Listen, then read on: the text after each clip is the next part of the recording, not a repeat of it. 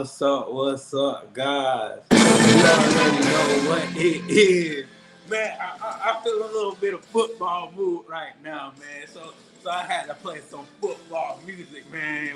We coming live, like the announcers do. We're coming live from Orlando studios right here in my house, in my crib.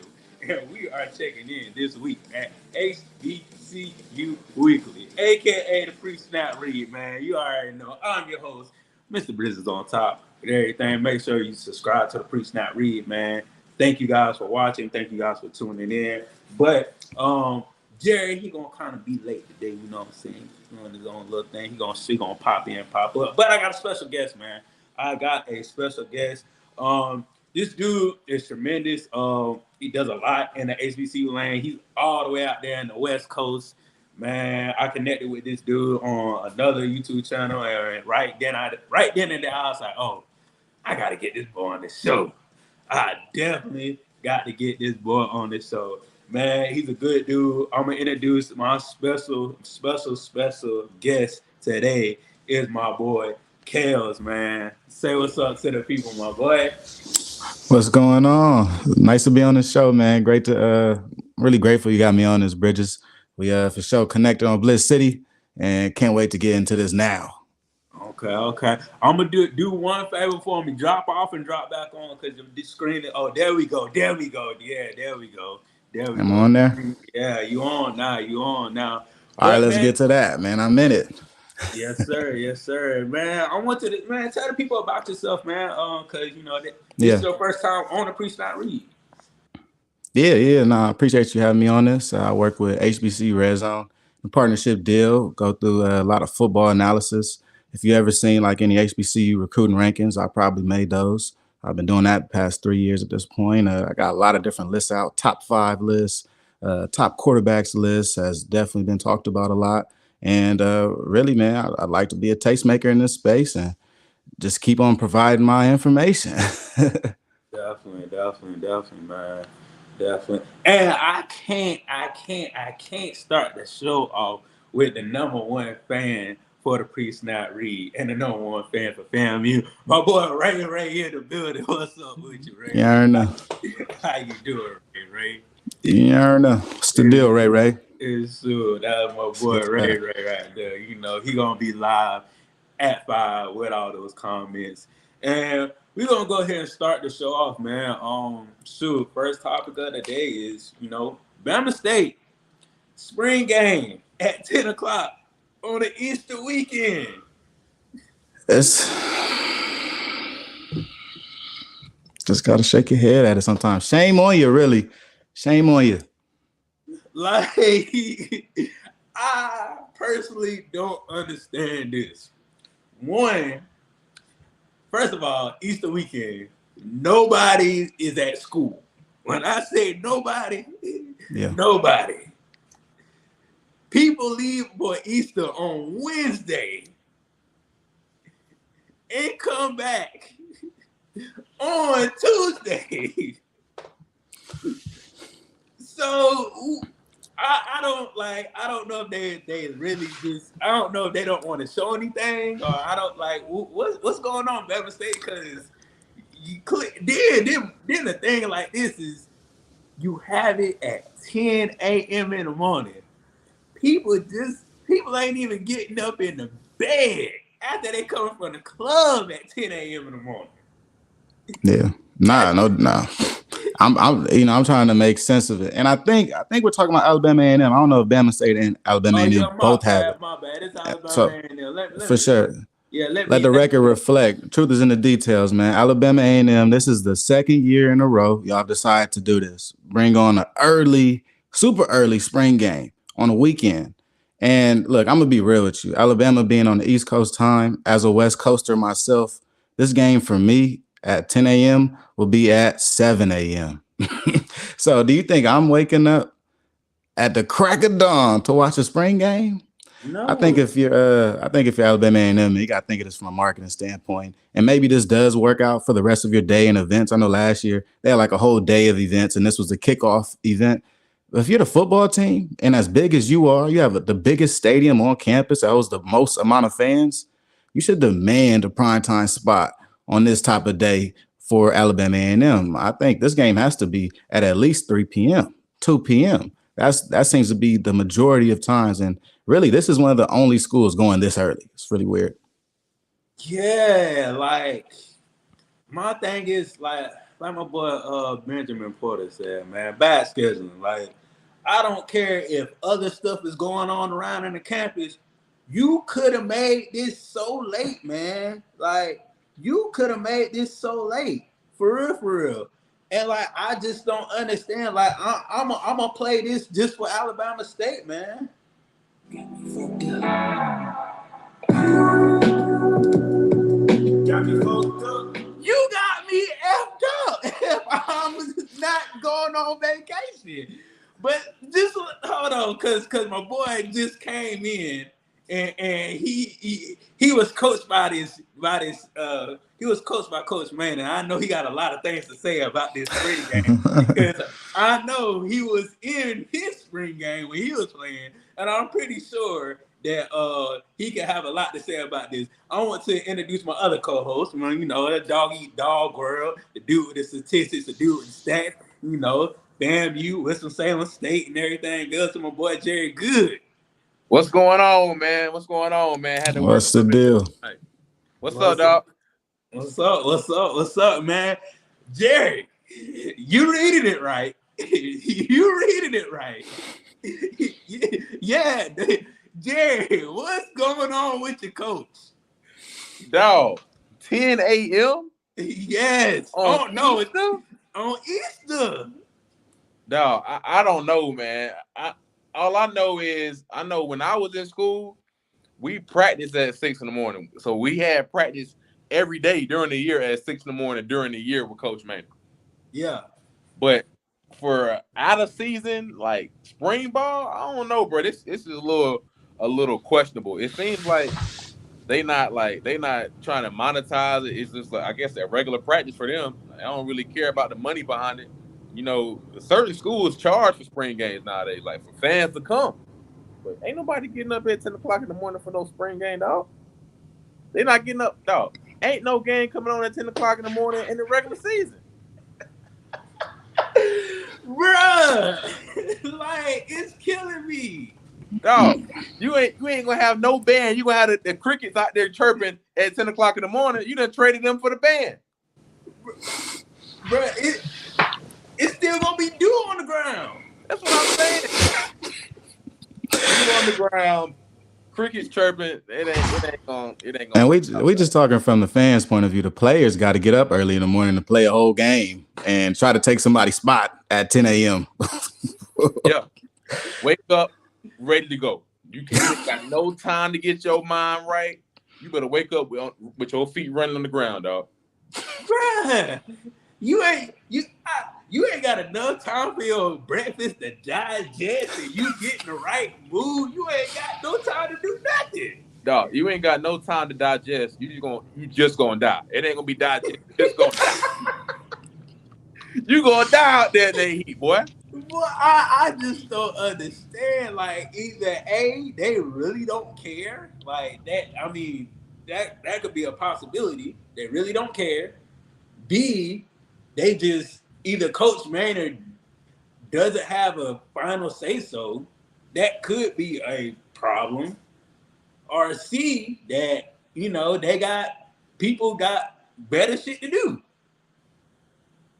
I don't know, man. I'm thinking from a athletic administration standpoint. Maybe the field is booked up on a certain week on the next weekend, or maybe they started practicing too late, or like you know, spring ball can only be a certain number of practices.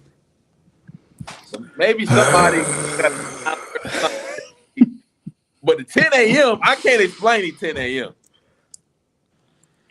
No, not even close. I mean, even if you think about Florida A&M spring game, right? A lot of schools, and speaking about from an administrative point of view, they use a spring game as a junior day, as a big recruiting day. You know what I mean? Coach, the recruiting coordinator at FAMU, I remember last year at the spring game, he brings in around 500 different recruits. You know, it's usually a day to show off the campus, show off what a game day experience could be like for these prospective students coming in And the fact that you decide to throw your spring game in at 10 a.m. really shows that you are not using this as a recruiting pitch. Because, I mean, even thinking about recruits, you're going to wake up a recruit to come early to this game? Right. Recruiting visits, they're not starting until like around noon, man. You may go to you walk around the bookstore in the morning and then go to lunch and then go meet up with coach. But in the morning time, come on, we're eating breakfast with the fam. So I don't understand this from a recruiting standpoint or really an administrative standpoint, because the spring game to me is a great way to use a game day experience during the off season. And if you can't take advantage of that, I mean, I just can't imagine what else you're not taking advantage of. Yeah, I don't know, man. I'm trying to play devil's advocate and really find out the reasoning behind it. I don't know. I really don't know. Well, to me, it's not even the Easter weekend. To me, the time is the worst part of it. No, I don't get it. I guess they get it. You know, I don't know. If I'm a player, I'd be feeling some type of way, especially on Easter. Like this Easter is like the really, you know, time off that you have from, like, I know every HBCU literally, you know, they block out their calendar for Easter. Because you know, most of HBCUs, oh, we love the Lord, we like church, we church folk around these parts. So that's the weekend you usually block off, and you be like, hey, all right, everybody go home, relax, see people, come back, and we gonna regroup. But yeah, I don't know. It may not be too many church people like Alabama A&M.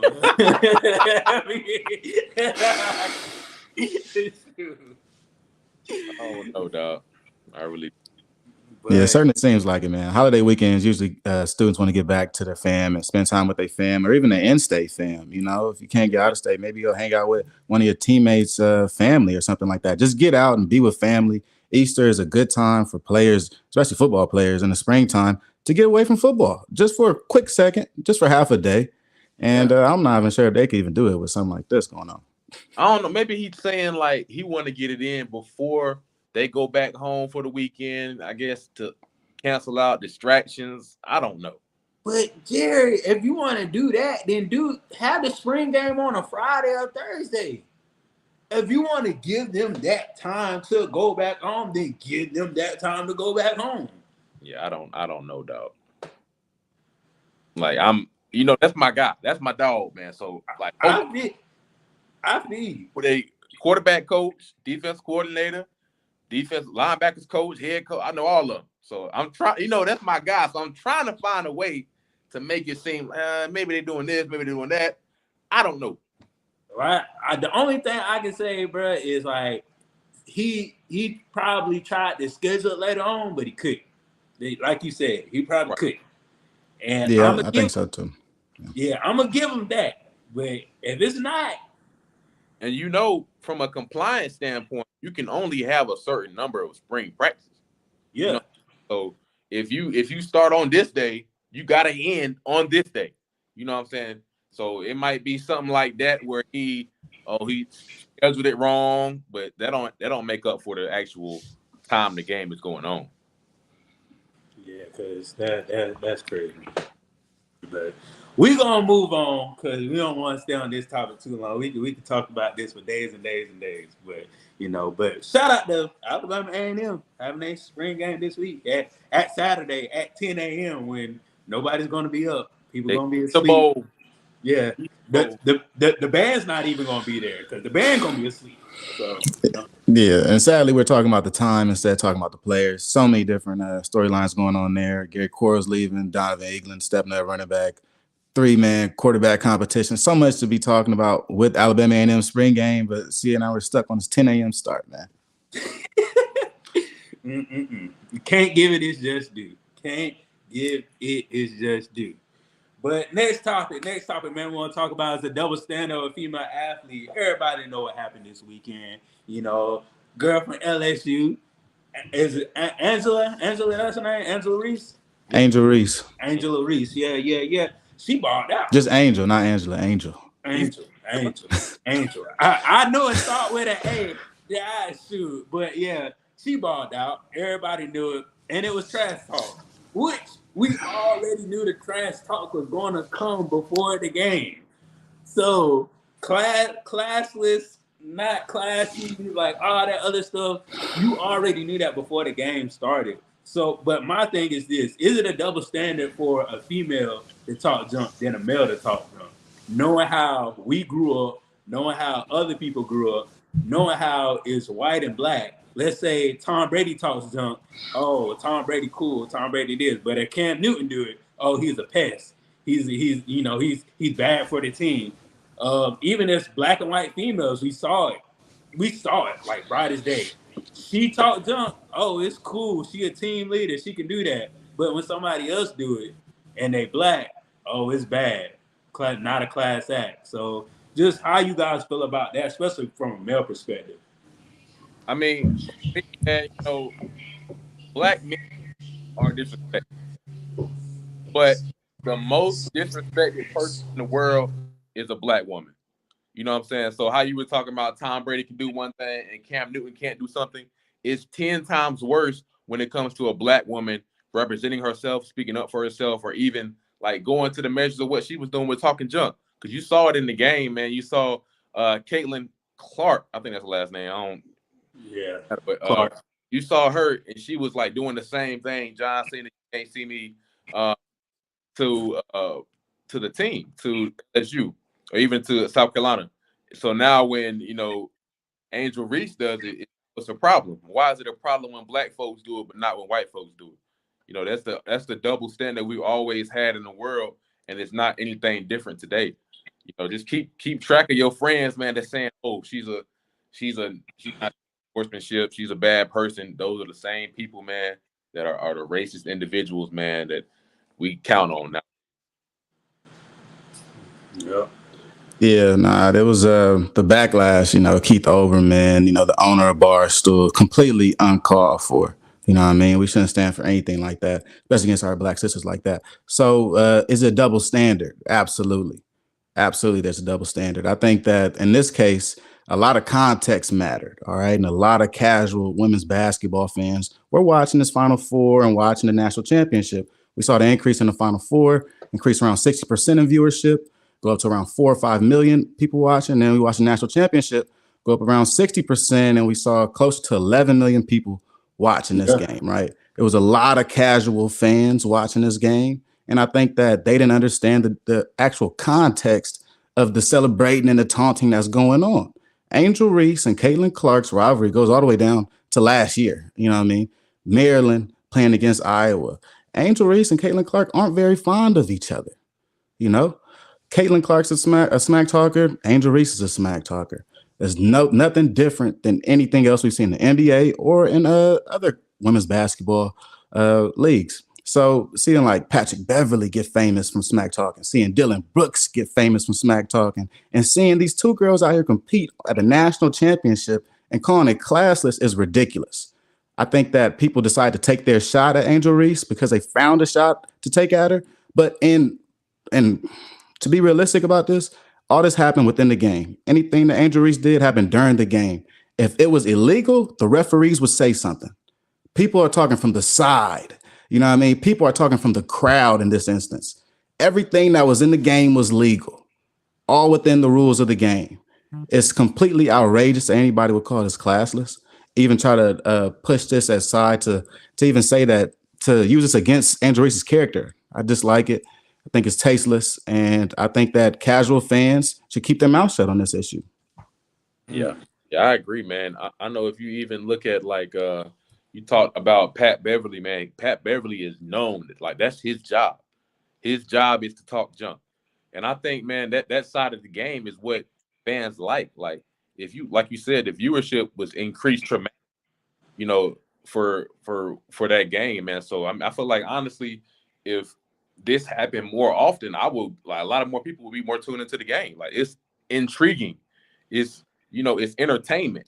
So I mean, I don't find anything wrong, talking junk, because everybody talk junk. I played ball, we talk junk. I wasn't even good at basketball. I talk junk. You know what I'm saying? That's the competitive part and the funness of the game, the edginess of the game. So if you take that out, how competitive is the game? You're taking the emotions out of the game. So honestly, man, I want to see more of it.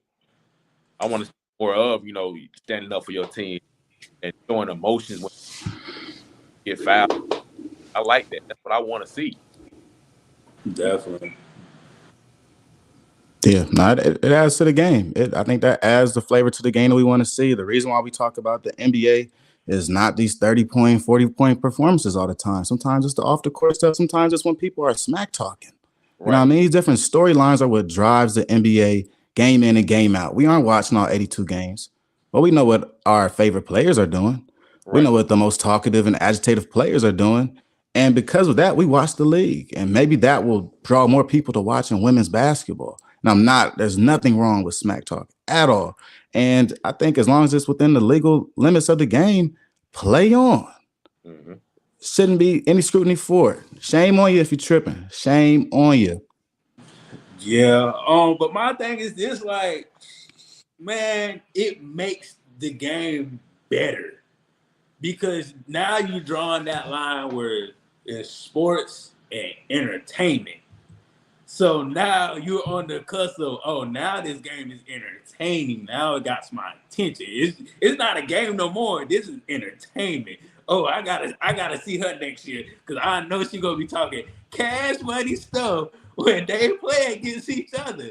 Like that's that fuel in the fire, bro. And even for Miss Clark, like she gonna be like, okay, you got me this time, but I'm gonna get your ass next time. Wait Right. until we get in this damn tournament. And my thing is, she came out and she didn't form an apology, but she literally set the record straight. She was like, there was nothing wrong with what she did, because I did the same thing. And she told everybody she's a good athlete. She's one of the best, and she needs to keep doing what she's doing because I do the same thing. Right. So when you come out and say a statement like that and try to kill everybody, but I know still people at the end of the day be like, oh, it's not the same though. It is the same at the end of the day. Like, Oh, one more thing I gotta say, man. Like what transpired that night is a recipe of a rivalry. Like how rivalries are made is not for but by the emotions that we put into the game. So you look at Carolina and Duke. I'm from Carolina, so that's a big rivalry in our state. That one of the biggest games when Tyler Hansbrough got his nose broke, he was about to fight and all that other stuff. Like all the rivalries come off of the emotions. It's not, oh, we beat them. Like that don't mean nothing. We play a lot of games, beat a lot of people, but when your emotions are tied into the game, it makes it bigger than just a scoreboard. So I love this form, man. definitely, definitely. And just talking about just the rivalry, you gotta think about this, bro. Larry Bird and Magic Johnson, they still started in college. Larry Bird was the most trash talkingest person ever. Right. He will tell you, I'm about to J you up right here. He'll actually do it. So those starts like long time rivalries and stuff in the making that you want to see for a lifetime. So just put it in perspective as it's entertainment for the fans. Let it be entertainment. Let it definitely be entertainment. Shoot, but before we get to this, I like to take a quick commercial break. Make sure you subscribe to the Preach Not Read. Make sure you follow Preach Not Read on IG and Twitter. Make sure you subscribe to Business on Top YouTube channel. For all your YouTube channel needs. Jerry, FAMU Pro Day. I know you was there. I know you was live and full effect. We heard some good things. We saw some highlights. We saw everything, man. Tell us what was going on with all them scouts there, man. Man, pro day, man. It was 23 scouts there, man. Scouts from across the land. Every team, I want to say, man, it was almost every team in the NFL were there. There were a lot of people there, man, to see our guys at FAMU, man. And just like in the FAMU way, we're not gonna be scared of any competition, any spotlight, any headlights on us. You get out there, man. Isaiah Lamb was out there showing out, man, knocking pads over left and right, running 40. Like everybody was doing a good job, man. I'm really proud of, BJ. BJ ran a 4.4, on his 40. And then, of course, Xavier Smith did great, man. He didn't run his 40, of course, because he already established his 40 time before 3. So he didn't want to, I guess, mess that up any further, which is understandable. But he jumped to 30, I think at 36. 35, 36, which is a pretty good jump, man, for a wide receiver.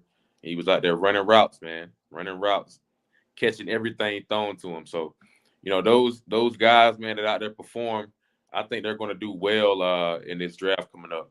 You got I didn't mention the kickers, man. The kickers did really good too. Both of those guys are great, great guys. I think both of them are All American. One of them's All American. I think Jose is All American, but they both did very good, man. They both did very good. I'm actually very proud of how the pro day turned out. Saw at the end, man, a lot of guys were talking to the scouts, and it's bad, man. I've seen a pro day, man, when scouts walk in and walk back out. When there is no communication between the players and the scouts, and that's when the worst pro days happen. But when you see the scouts link around and converse with the players, coach, with everybody that's there, that's how you know you left an imprint. So I think this pro day went really well, man, and I'm looking forward to seeing the future. Definitely. Wow. Kels, how do you feel about Xavier Land draft stock and Xavier Smith draft stock? Like, I know their stock been going up and up just every day as far as people are talking about them. But how you feel about where they're gonna land in the draft, their draft stock, and what team they can produce on? Yeah, no, I mean, I think Xavier. Which one? What should we start with? Xavier Smith's been getting a lot of buzz. Be straight up about that. Being on Steve Smith's podcast, the different type of things he's been doing off the field during this offseason has helped his draft stock. Running his 40, running super fast 40, HBCU Legacy Bowl, or HBCU Combine. Go to HBCU Legacy Bowl, taking over at receiver, going to your pro day, excelling, and also being at a school with another top athlete like Isaiah Land, who's going to already attract draft status and scouts and things like that. I think that Xavier Smith is one of the wide receivers from the HBCUs this year that's had the biggest chance to improve his draft stock and has improved his draft stock because of that. Coming out as an undersized receiver, a lot of people may look past you and quite honestly won't even look at you. But guys like Dallas Daniels, guys like Xavier Smith, great route runners, people that are great with their hands, great fundamentals, they pop off to you when you come see him for the eye test. You come take a look. He doesn't drop anything, just as fast as everybody. He can run every route on the route tree. It's intriguing to a scout. While I was at the NFLPA Bowl, got a chance to see how they were just judging different guys and really what was different, what's different between a draftable guy and an undraftable guy. And the eye test has a lot to do with that, doing what you have to do in specific situations for the HBCU Combine, for the pro day. When you can really come out there and compete and show yourself, that means a lot to a scout. And I think this pro day, helps a lot of people's draft stock when you're talking about guys that need to really show themselves at the next level. A lot of questions about HBCUs is what type of level are they playing at right now? What's the competition level? Who they play against? And a lot of times those situations, they go to, well, who's the best team they've played against? And for Xavier Smith, what he did against South Florida helps him in this case.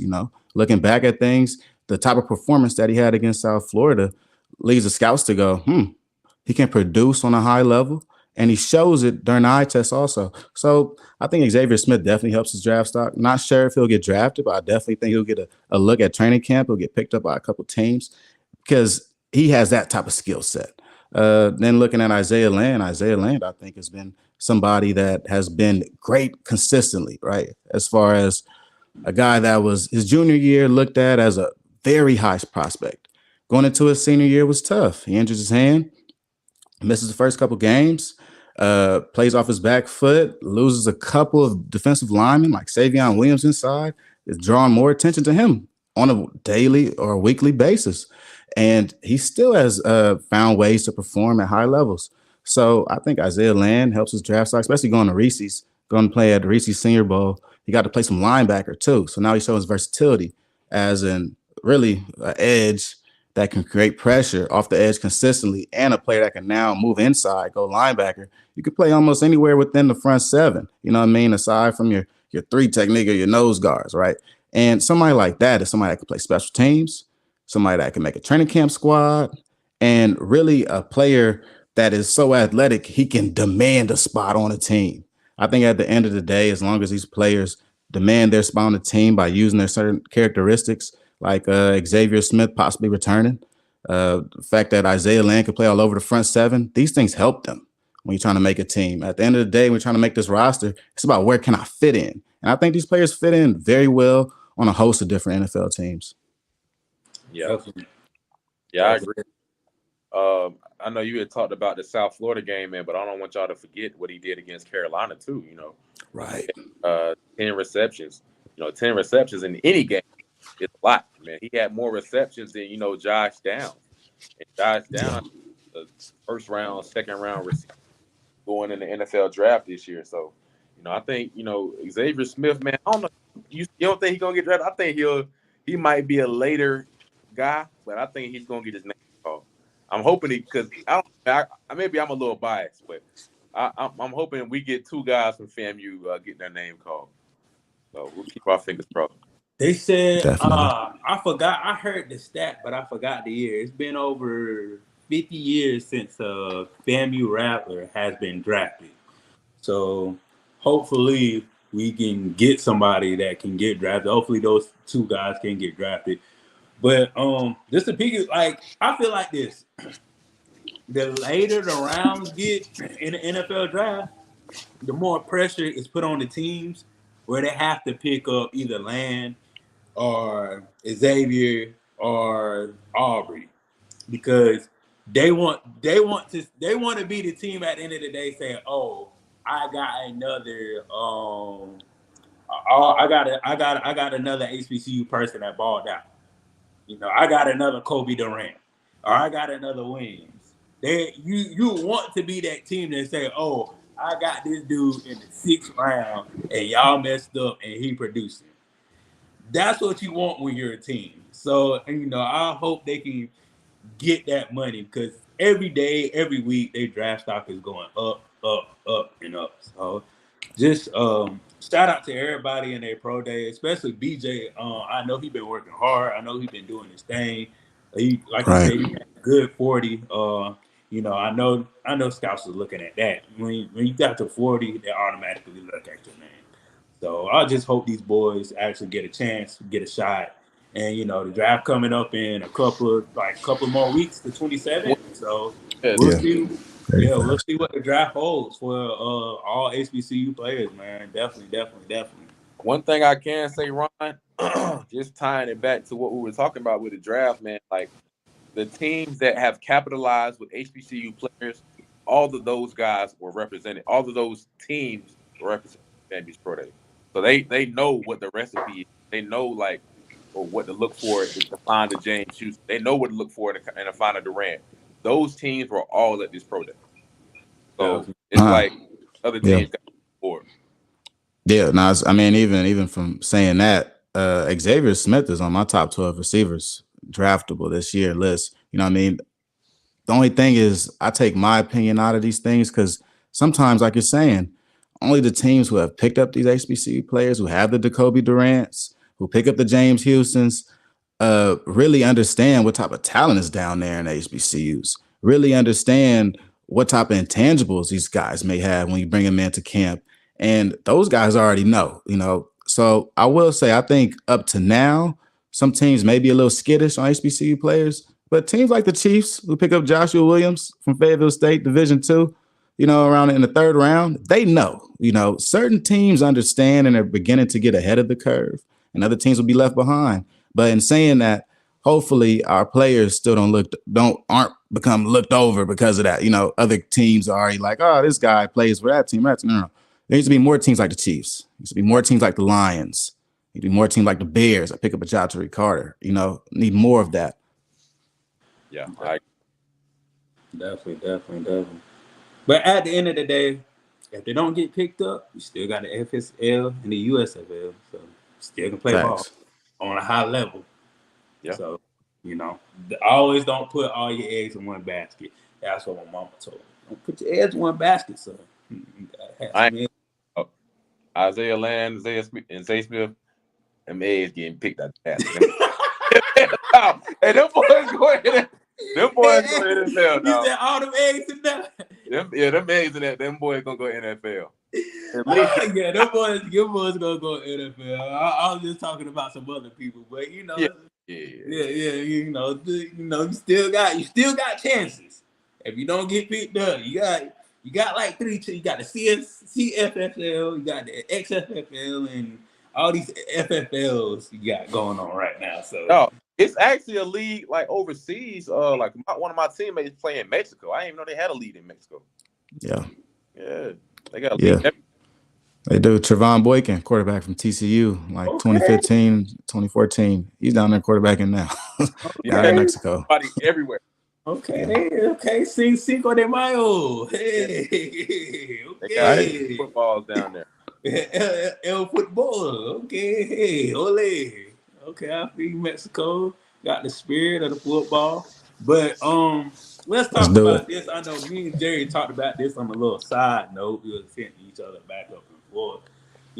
Should the spring game play against other teams? Like, let's get to that.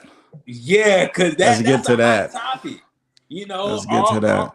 Auburn coach came out and said, hey, let's have a spring game where we play in-state teams and we'll just, put the little foam pad on the helmet, give the quarterbacks red jerseys, and just, kind of go what the NFL do when they go to their spring game. Like practice, we're not hitting, we just wrapping up, showing each other stuff and, see what we can get from there. What are your ideas? What are your thoughts about this? So, first off, I think it's a great idea initially. I think it's a great idea to get these guys competition to get these spring games going. But if it can be kept as, like you said, a thud, a wrap up, and it's not turning into, a game where guys are getting hurt, because that's going to be my fear. If you got, big schools like Alabama going against Alabama State, Alabama A&M, because of course they have bigger, stronger guys. But I don't want these guys to get hurt in a game like that. It doesn't really matter. But if we can do a thud or light wrap up, just to get things squared away, I'm all for it. But I just don't want to see it becoming almost like a bully match. Gotcha. Yeah, that's another worry too, because the teams that were speaking about this, right? You're talking about Auburn, who's in Alabama, and UAB was also talking about it. Trent Dilfer, and then Summersaw from Troy. I want to say Troy. It was Troy. It's also interested. So this is definitely, we're talking about a Power 5 school playing a mid-major school or a Greater 5 team. What I will say, first of all, is the fact that you run a risk in a scrimmage of getting hurt when you go full speed. You either run that risk and have the scrimmage, or you just go to the NFL way and let's go joint practices.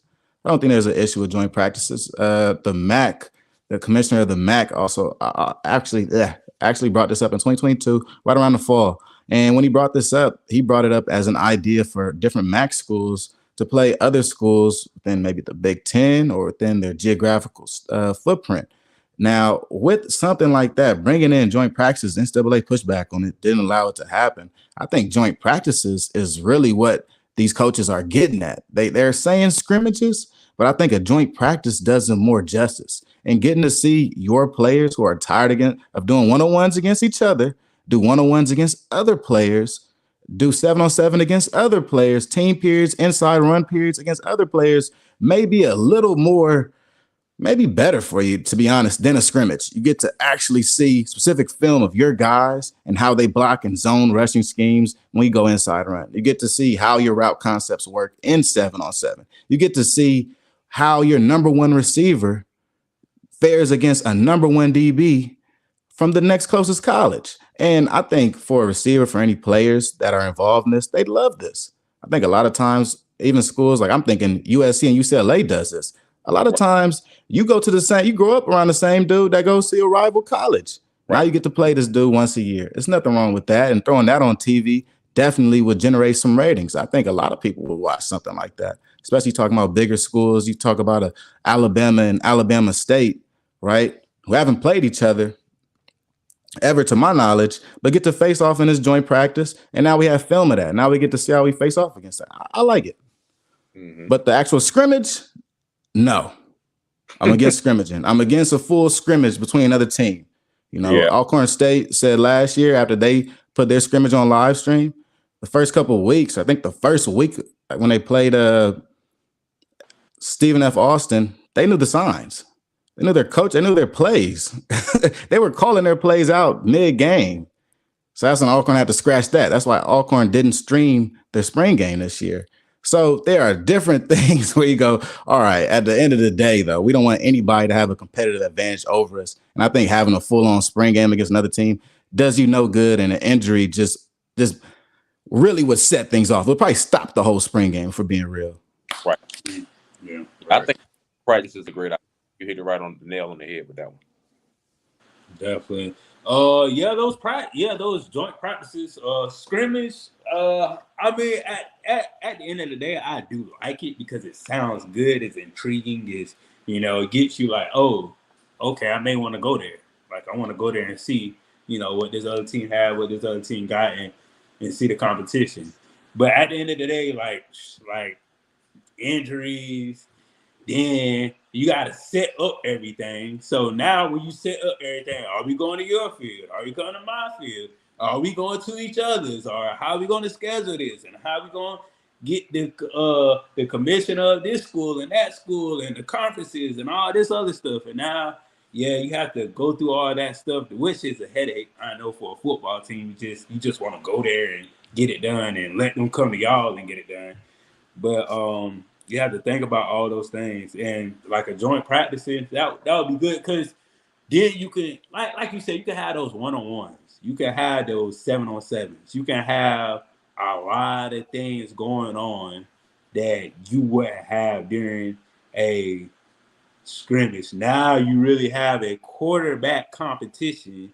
Oh, which quarterback can throw the farthest? Or which quarterback can throw it in the trash can in the corner of the end zone first, or whatever. Now you really have games and competitions within each other, and now you just bring in a whole community, just like how Tallahassee is. FAMU is literally like walking distance from FSU. Like they could be having that in Doak Campbell Stadium every year, and people would show up and show out for that. Like the stadium would be packed. I know they'll probably sell tickets for that. Like, it'll be like hotcakes, man, just to see FAMU and Florida State together on one field. Mm-hmm. Like, it will go crazy. So that dual practice, that's a hell of an idea, though. I like that. I like that better. I think that also puts out a lot of great fit for a lot of HBCU athletes when it comes to competition. They do a lot of film of these, HBCU Legacy Bowl practices or the Reese's Senior Bowl practices when they're doing 1-on-1s. But you can really feel of 1-on-1s in a practice setting with an HBCU guy and a Power 5 guy going head to head, if you want to see level of competition. So that's a great idea. Yeah, I think the joint practice really wraps everything into one for you. I think a lot of times when teams want to do this big showcase, a lot of the showcase is about just showing your talent, right? Especially in the spring. The spring practice for football is such a time for install. You go straight from winter workouts to installing your offensive and defensive playbooks. During your install, your first 50 plays, you're not ready to compete against another team with these first 50 plays. I'm sorry. A lot of times your offense or your defense is so far behind the other one, you're just trying to figure out ways to teach these kids the playbook. Right. So I really think competition between two teams during the spring time really wouldn't help either team, because both teams would still be in install period. And really the new coaches we're hearing say this type of stuff, right? The two coaches in particular, Trent Dilfer, first year college coach, and Hugh Freeze, who is now the new coach at Auburn, are both saying this. These are new coaches saying this, right? I don't think any of these tenured coaches that have been out of school for a particular set amount of years are thinking of these out of the box type of ways to bring in people to come watch the spring game. Because I think at the end of the day, this is about attendance. I think this is about Auburn attendance versus Alabama attendance for a spring game. I think A-Day between both schools is always a competition, and Hugh Freeze now is thinking out of the box in different ways in order to bring more people to his spring game. And if that means bringing Troy in here to beat them by 70 points to fill this stadium up, I will do this. Right. And Troy is going, yeah, we want to come down because this is going to be a pay-for-play situation, right? So I could see Hugh Freeze, a new coach, going, well, we could just bring them in here and beat them, and everybody will come watch, and everybody will talk about us instead of Alabama. But so right. I'm a little off of that. I think joint practice is the way to go, but that's another hurdle that we'll have to jump over with the NCAA, because the NCAA has blocked this. They stopped the MAC from doing this. Salute to the MAC conference and what they were trying to do. But they stopped the MAC and trying to do this last fall. And I think we just kind of ran into that issue again now in the spring. So hopefully it gets resolved soon. Yeah. One day they'll open their eyes for that practice, bro. Just for the practice, not the spring game, but for the practice. Right. Yeah. Shoot. Next topic. St. Augustine announced they will have a JV football team. Jerry. The CIAA, what the hell is going on? Hey, man, that's my conference, dog. You know, I played ball, Winston-Salem State, 13-17. Man, 13-16. But man, I don't know what's going on, man. To me, most schools are in the red when it comes to making money off of football. Not these bigger schools, but a lot of these small schools, you know, every school, HBCU and the CIAA, they're not a lot of money off of football. That's a known fact, because of how much it costs to travel. So, for two teams under one institution does not sound very logical when it comes to numbers of making money. Historically, St. Augustine not had a good football program. They just got a new coach not too long ago. So I don't know if that's what he wants to do to kind of make his varsity team a better team. But if you got two football teams and both of them bad, that's only going to increase your chance of going out sooner. I don't really see this. St. Augustine football teams. That dude gonna have two losing records. I ain't gonna lie, he went crazy just now. Always 20. He gonna have 2-8 and 2-8. He only gonna be like 4-16 in one season. Yeah, dog. It ain't good. And dog, St. Aug, bro, they're a track program. Like, they're known to get guys in the Olympics for track. They're a football team, not so much, bro. So I'm not. What y'all? Yeah, I mean, I don't want to. It's kind of tough. The way you did them just now, you just went for 20 straight points on them. But what I will say though, when it comes to talking about JV football, this is I'm gonna be real. This is pretty prevalent on lower levels of football. You're talking D2, D3 football, to where, like you're saying, Jerry, a lot of these football programs actually don't make money. I think you'll see around the nation, a lot of even Division III football programs don't charge for admission into the games. They are simply paying to have a football program every year. The travel and the expenses of jerseys and equipment and staff is all put onto the athletic administration. But the idea of a JV usually used as is a place to develop players and a place for players to still get playing time. I think at a time where transfer portal is so prevalent with this JV, I'll kind of break down how the JV program really works too, because I've seen it work.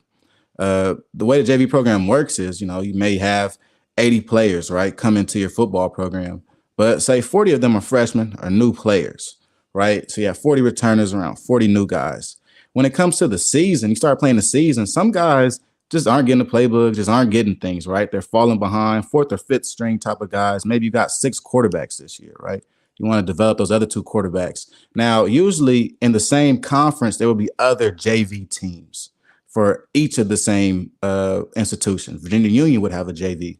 All right. Bowie State would have a JV.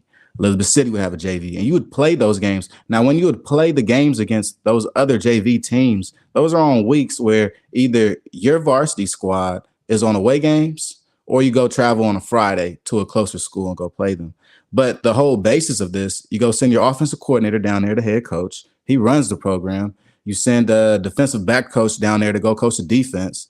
And essentially, You have film, huddle. You playing a real game against another team, and you're getting to see how your players are developing. You're seeing if there's any improvement. Is there a guy that shouldn't be on JV at all? Like, why the hell did we bring him? He just had 5 touchdowns tonight. So I think it's a way to allow players to still get on the field, get a taste of the field, but it's definitely not a long-term thing. When you talk about players in development, you want to have your players on there a couple games, if that they can't get in on the varsity. But at the end of the day, I think this is a way to still fulfill the needs of players by allowing them to get that taste and playing on the field on a collegiate campus, while also maybe saving their year. Maybe you save a year from a guy now. Maybe he gets his redshirt year because of that. He's only playing JV. So there's many different ways to straddle this line here. But I am a fan of the JV system because I have seen a lot of guys come to a school and just leave the next year. I have seen people come to a school and don't like the school because they don't like the schools they playing against. Like, you didn't do research on the different schools. You didn't know you was going to the backwoods of Mississippi this week. Like, you didn't know you was going up into North Georgia this week. So for some freshmen, it's actually good and it's a cool learning curve. But what I will say though, the next step for St. Aug's would be, who are you guys playing on JV now? I think just having a program is one thing, but actually being able to fill out a schedule of at least 5 to 6 games is another hurdle that they'll have to overcome. Especially with that traveling, bro. Like, that's gonna be tough, especially for HBCU traveling. And I know a lot of basketball schools do this. I'm more so familiar with basketball having a day. Yeah, and their JV team does way more than the varsity. They practice with the girls teams, and they practice with the boys team, and they go out, play games, and do other that stuff. I'm more familiar with basketball doing this. That's how Mike Evans started out his career. He started out on the JV basketball team until the football coach saw him. He was like, "Hey, get your ass out on that field." Yeah, so but I mean, I'm 50-50 about it. Like, I like it. I like the idea because it gives other people chances to get on the field, like you said. But then at the end of the day, like, who are we playing? Because, because you got to have a schedule set up, because you just can't make this big old announcement, then have a team, then we ain't got nobody to play. But I feel that can't happen. So to me, man, as an athlete, if I'm asked to play JV, I'm not going for it, though. Because for one, like, it takes away. I know we're talking about being redshirted, but to me, I'm imagining it being equivalent to playing JUCO. So, like, if you play JUCO ball, you still use your eligibility years. You just gonna have 2 years after you finish playing JUCO ball. And so, if you play JV, you're gonna use 2 years playing JV. I do not want to do that. Like, I would rather get redshirted and try my chances on varsity. Maybe that's just me, but I would rather try my chances on varsity and still get my 4 years, well, 5 years to play 4 years, versus me just playing 2 years on JV and like, all right, I got 2 more years on varsity. I don't really like that. Well, your eligibility will be straight, Jerry. Don't trip, because JV, what it's about, right? Like, when you use up your years of eligibility, it's your varsity years of eligibility. Your JV years are separated in that, and that's why, just like in high school, you only get your varsity letter if you committed and actually played on the varsity team. If you got 0 catches, 0 yards, 0 returns, 0 tackles on me, you good. You won't get that year of eligibility or that varsity letter.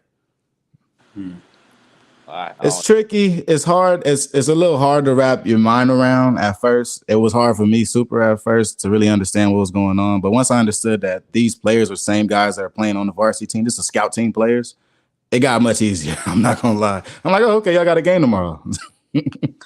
I might have to find that one, though. I don't know. Yeah, Jerry gonna have to go on this big book of research to find that one, man. But shout out to St. Augustine for trying to be different. I mean, different is good sometimes, you know what I'm saying? Jerry shaking his head. Jerry just don't want to be on the team. That's what it's about. Yeah. Jerry, like, I'll be damned. They would ask me to be on JV. Jerry, get this. Let me put a situation to you. So let's say somebody wants to play on the team. They go to HBCU. He didn't get a chance at all. No scholarships, no nothing. And he went to, let's say he went to, I'm gonna use my school, Benedict College. He went to Benedict College. So Benedict, right, like he missed the spring camp or whatever. Or he missed the walk-ons.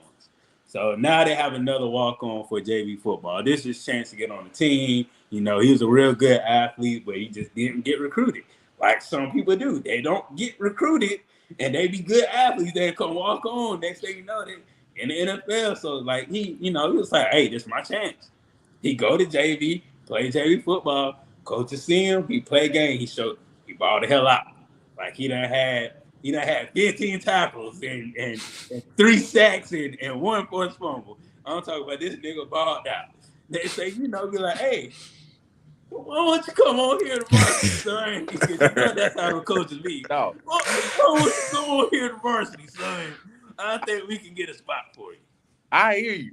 But that's one player out of the 55 players you got to pay for traveling. No, I know. Like, no, I played at Winston, bro. We ran the CIAA. I got 4 rings at Winston State. So we were the best team in the CIAA for those years. And we ain't make no money. So I know if we ain't make no money, they damn sure make no money. But hey, go for it. Go for it. I'm just trying to get some hope in there. That's all I'm trying to get, hope. Hope, dog. Keep hope alive. Give them hope before they give them hell. Oh, guys, and shoot, talking about hope, man.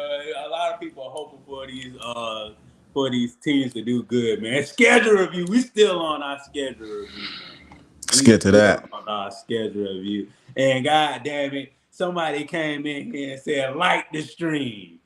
Like the stream. Please like the stream. Please subscribe to the channel, man. Please subscribe to the Bridges on Top channel.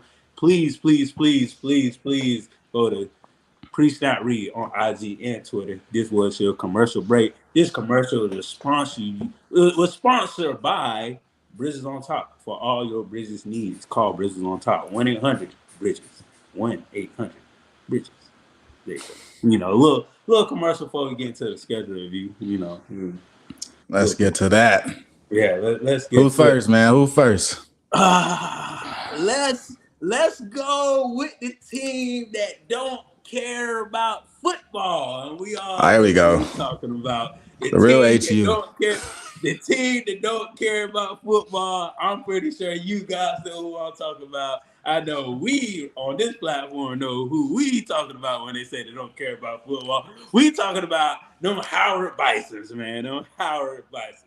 Let's get to that. Yeah, let's get to it, man. Let's get to it. Now, ooh. Yeah, before we do this thing, let me go back here because I can't see my boy Jared. Jared, because I know you got something to say about that first game because I said something about the first game last time, so I want you to go ahead and say something about the first game. Eastern Michigan. I mean, I'm not mad at it, dog. I'm not mad at it. I don't like this Howard team. They did decent. They did well. I see some other teams on this sketch. I'm like, oh hell no. That a little bit caught me off guard. But Eastern Michigan, bro, I'm not mad at it, man. I don't know too much about that program. But I think they can win that game. What you got? Go ahead, Kels. I go ahead and give them on one out of this one, man. I don't know too much about Eastern Michigan, but I'm not confident in how we're traveling to Michigan week 1 and going to get that dub. That's a tough one. I got to look them boys up for. You're right. I do got to look them boys up, see how they did, man. See what kind of program this is. I think to me, Eastern Michigan is an all right team. They're an all right team. Howard is an all right team. I feel like first game of the season, Howard is gonna make the same mistakes they made last year. They're going to play sloppy. I mean, not too sloppy. They're going to score points. They're going to do what they do, but I just feel like they're not going to have the ball rolling this first game. You know what I'm saying? So I feel like Eastern Michigan probably will. It's not going to. I say it's going to be a close game until the fourth quarter. That's how I feel about this game. It's going to be a close game until the fourth quarter. Eastern Michigan, they did all right last year. That's what I'm saying. Like, I just feel like it's going to be closer to the fourth quarter, and I think Eastern Michigan is going to pull it out. Them boys won their last 4 games. Their overall record was 9-4. If you got 9 wins, dog, that's not a bad season. It's not. No, they're pretty good. I think I'm going to go ahead and double down that 0-1. Yeah, that's what I'm saying. Hold on, man. Hold on. I got to change mine, dog. I got to change. They over 0-1. Okay. Yeah, you know what I'm saying. Then we got Morehouse. You know. Right on. Yeah, we already know how that's going to do. Well, we hope we know how that game is going to go. You know, they're going to be 1-1. I'm pretty sure everybody agree on the 1-1 right here. Yeah. Shout out to Morehouse, but yeah, I for sure got them going 1-1 after that. Shout out to Morehouse has a new coach too, Coach Virtus. Shout out to the new coach down there. Definitely. Then we got the battle of the HU. Big one. It's a big one. I got them winning that. Agreed. Okay. What you got, Ron? Whew. I don't know, because last time I picked Howard, I don't know. I ain't too fond of picking Howard because how they did me last year. Yeah, Hampton has so much to prove to me since last year and their performance in the CAA. Like at this point, I'm betting against them until they prove me wrong at this point. And I want a lot from Hampton. That's how I feel about Howard. No, Howard really bad though. I was saying the Cope MEAC champions aren't bad, Bridges. Let's not do this now. But they was supposed to beat Bama State last year, and they just let my ass down. Yeah. I was also picking to win that game. It's tough. And I still feel salty about that game. Then I'm salty about how the hell that North Carolina Central beat you and you still the co-championships. That still confuses me to this day. A little bit of MEAC madness ain't never stopped nothing. well, it's about to stop me from picking them to win. I'm picking Hampton. Okay. All right. Sure. Damn, in my book, you 1 and 2. Okay. So next game is what? Robert Moore? Yeah, Robert Moore. I got a dub. I'll kick another dub. That'll make Hampton 3-1. Yep. That's what I got. Cool. So I got a dub that game. So they 2-2 in my book. They 2-2 in my book. I think Robert Morris is, if I'm not mistaken, they're more of a basketball institution. Yeah. Well, hell, his name is Howard. So, but I think last year they were 0-5. They didn't win a game in their conference. So yeah. To me, that Robert Morris game to me is going to determine what type of team we're looking at with Howard. I think how much they can beat them by, or if they can beat Robert Morris, will show us what type of team we're looking at this season. Because just looking at North Carolina A&T and what they did with Robert Morris, it's a little messy game, but they ended up getting away from him last year. And if Howard can't do something like that in this game, I'm kind of be jury for them when it comes to MEAC play. Because these next couple games are tough. Yeah. Man, I think that game with A&T, man, I think them boys kind of came in there a little big-headed because of what kind of record Robert Morris had. And so like, they're kind of big-headed, man, and it showed. It was a messy game, man, and they had to really get their stuff together at the end of the game or later on. So. Definitely. Let's talk about that money game. Yeah. Northwestern Wildcats. Money. Here we go. I'm getting paid this game on me. Yeah, you can buy your tickets now. Yeah. I'm gonna let you know right now, it's gonna be 40 points on the board. In what quarter? It's gonna be 40 points on the board. 30 seconds of the dog. Oh, y'all not right. Yeah, because right now I'm looking at what two. Yeah, two and three. They a good 2-3 right now. This Northwestern team, they got some guys. Like Yeah, this year, they got two guys expected to go in the first two rounds of the draft, like early on, like they're solid prospects. Like it's a lineman and a defensive end that are pretty good for both of these programs. I think the lineman is like a top lineman in the draft. yeah, he is. Wow. Yeah, so. Yeah, and I got that as a loss as well. I don't think Howard has any business playing Northwestern. This is about some money. There's no reason why Howard should be down in Evanston, Illinois, in the first week of October.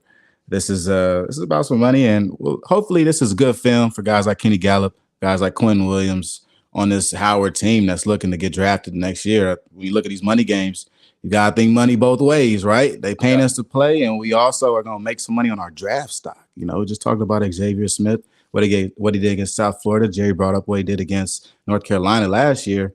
This is one of those games for Quinn Williams. It's one of those games for Eden James in that backfield, Jared Hunter and the rest of those guys, because quite honestly, I don't see a win here, but there is definitely space for great player performance from Howard. I could see some pretty dominant performances from a receiver, from a safety, 15 tackles or something. You know what I mean? Somebody go get 10 catches, 12 catches. That would be great for any of these players.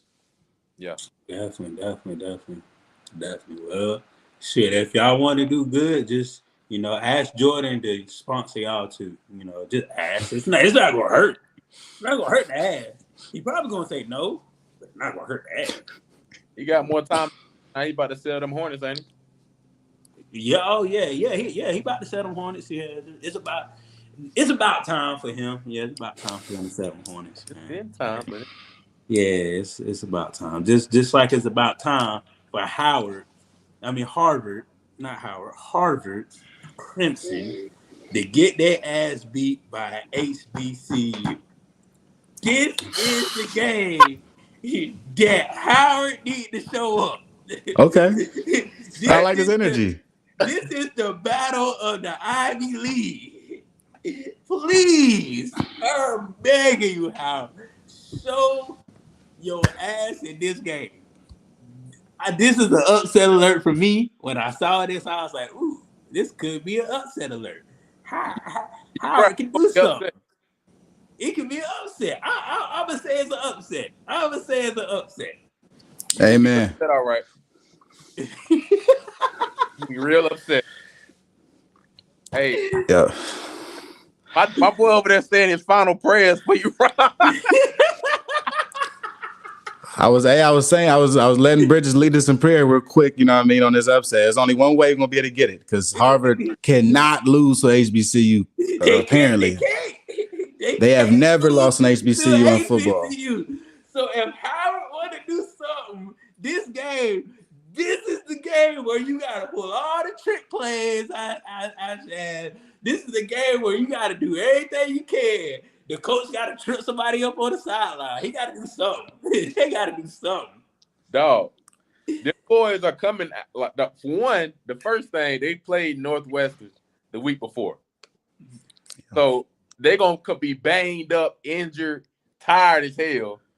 And now you playing Harvard. Harvard they not good, but they're not bad. Exactly. So to me, if Howard was in this game full strength, I don't think they're gonna be full strength. No team is ever full strength. But after coming off playing like a money game, the problem with money games is injuries. So coming off this money game, I don't see them beating Harvard, dog. Harvard was 6-4. They solid, like they straight. I know they straight, but this is the game. This is the game where Howard can prove me that I can bet with Howard. If they win this game, I know I feel accomplished. I will feel accomplished. I don't know about them. I will. Hey, them boys about to run it up. Them boys about to run it up. Yeah, I'll take Harvard in this one too. As much as I want Howard to win, the way they played against the Ivy Leagues last year, losing to Yale and Howard in the same, Yale and Harvard in the same year, it's a little disappointing. And really coming into this next year, it's the onus on Howard to come through and actually win this game. nobody should be betting on them, right? Realistically, nobody should be betting on these guys based off their previous record against Ivy Leagues and against Harvard. But in this game, Howard has everything to prove. After a big money game, it's probably going to be a big loss. You bounce back. It's another away game. You find yourself in Massachusetts, and really, there's nothing to lose right here. This is the last game before league play. This is your tighten up game. You kind of want to go into league play allowing 40 points or 50 points on you, and you really want to be tidied up and ready to go. So for Howard, this is a big game, but I don't think they can win it. No, I feel you. I just want to have some slither of hope, some slither of black hope. Look, as long as somebody's speaking into existence, it might happen. Okay, that's all. Some slither. Running back they got at Harvard, he was straight last year, man. Yeah. Rush, man, he ain't bad, man. So them boys better come ready to play. Yeah, definitely. Now we got Norfolk. No Spartans, Everybody know about 300. So what we looking like over here? Now we in MEAC play. All the games count. This for all the marbles. So what we looking like, guys? The sun's starting to come out, man. It done rained 2 days in a row. Lightning. What they say in the Bible, man? Joy will come in the morning. So this is the morning right here, dog. You said Howard came out the wilderness for 40 days and 40 nights. 40 days, 40 nights. They're gonna come out with a win on this game. I got them beating Norfolk State. All right. Yeah, without a doubt. This, talking about getting out the woods. Yes, that's a 3-game road trip right there. We're talking about college football in the middle of your season. You're traveling out to Illinois, going to Pennsylvania, going to Illinois, then going to Massachusetts, right? Now you come back to MEAC play. Now, MEAC play, I think for Howard, this is big for this year. I think they want to go and return as MEAC champions. And really, if you look at their slate of games, this is how you become back-to-back champions. You go against Norfolk State that just lost so many transfers. They bring in a litany of guys, around 42 guys, but they lose some of their heaviest hitters. Lose DeQuan Felton, lose J.J. Davis, Raquan Smith, that running back. You're looking at a totally new Norfolk team that may come into this game headless. I'll keep it real. They may come into this headless. Even though you do have a couple quarterbacks at this point in the season, I could see Howard being much more developed and way more polished than the Norfolk State team in their first game of MEAC play. I think this begins the onslaught for Howard, and this is how Howard begins their road to back-to-back MEAC championships. Yep. Definitely. I got them winning this game. Because I know last week we got Norfolk 3-8, and I don't think they'll beat Howard. I really don't. I hope not. I'm hoping and praying. So just Howard definitely, not knock on the door and knock it down this game. That's what you need to do. But next week they got Delaware State. These next like 3 games, really, these next 4 games is tough. They could be. I don't. Dog, me and your boy, dog. Me and boy and Kelly gonna say. I don't see Delaware State being. I don't see them beating them. That's a fat game. Yeah, I can't see it. Coach Lee Hole down there, new coach for Delaware State. They're bringing in a whole new program. This I'm not sure how long this Delaware State rebuild is gonna take. They do have a quarterback. They have a couple running backs. Even Marquise Gillis is pretty good. C.J. Henry is also pretty good. They have some guys. They have some weapons. Mm-hmm. But I really, at this point in the season, this will put, to me, Howard at 5-3. They'll be heavy favorites in this game against Delaware, at Delaware State, in Dover. I think that doesn't make a difference for this Howard team. I think at 5-3, Howard begins to look more like the class of the MEAC, and it's more like who can beat Howard at this point, because their only big losses will be lost to Eastern Michigan, FBS opponent, a loss to Northwestern, another FBS opponent, and really, and Harvard, who is actually not that bad in Ivy League, keep it real. They're up there with Dartmouth and Yale. They're top half of the league. Our only losses are teams that are actually better than us. Yep. If we handle business all the way up until this point in the season, I could imagine Howard also winning this game against Delaware State and beating first-year head coach for Delaware State, Lee Ho. Yeah. I just feel like it's a trap game. I don't know. I'm kind of got mixed emotions. But at the end of the day, Howard's supposed to win this game. Now, however they mess up this game by just playing sloppy, that's on them. But at the end of the day, Howard supposed to win this game. Just you gotta capitalize on Delaware mistakes. That's just how I feel. If they don't capitalize on Delaware mistakes, it's a seesaw affair. You can see Delaware winning this game. That's just me. But at the end of the day, I'm gonna pick Howard winning. I'm gonna pick Howard. Now this next game, South Carolina State, yeah, they're gonna lose. I just go ahead and put that out there. This is the trap game you was looking for, Bridges. Yeah. They're gonna lose this game. Yeah, they're gonna lose this. Yeah, South Carolina State, they're gonna lose. I'm big on South Carolina State, man. Because of the history of the program. They don't have a lot of losing seasons, and this past year was somewhat of an outlier to me. They got Hall of Fame head coach, so I do think this is a rebound, not a rebuild year. That last year was pretty bad. So you like that one? Yeah, like that. I like that rebound. Yeah, you gotta go back up. Yeah, you gotta go back up when it go back up. Yeah. I do think this South Carolina State, man, this team will be one of the tougher teams to beat. Yeah, honestly. Now this South Carolina State team, man, for me, man, in LA we got this term called wobbler, man. You don't really know which way he's going. He's just a wobbler. They are definitely the wobblers in the MEAC. When you look at the MEAC and what they've done very great things. And last year we see that it all can come to an end very fast. Now, the biggest question is going to be at quarterback, but I said this was a trap game earlier to Bridges for the reason being, I think South Carolina State could have a similar season to last year when we talk about the schedule that they have and who they're playing. They're playing against the University of Charlotte week 1, then they go play Georgia Tech, and they're playing the Citadel also. Then you go play Virginia Lynchburg, then you play Tennessee Tech. So you may come out of this, maybe around 2-4-ish.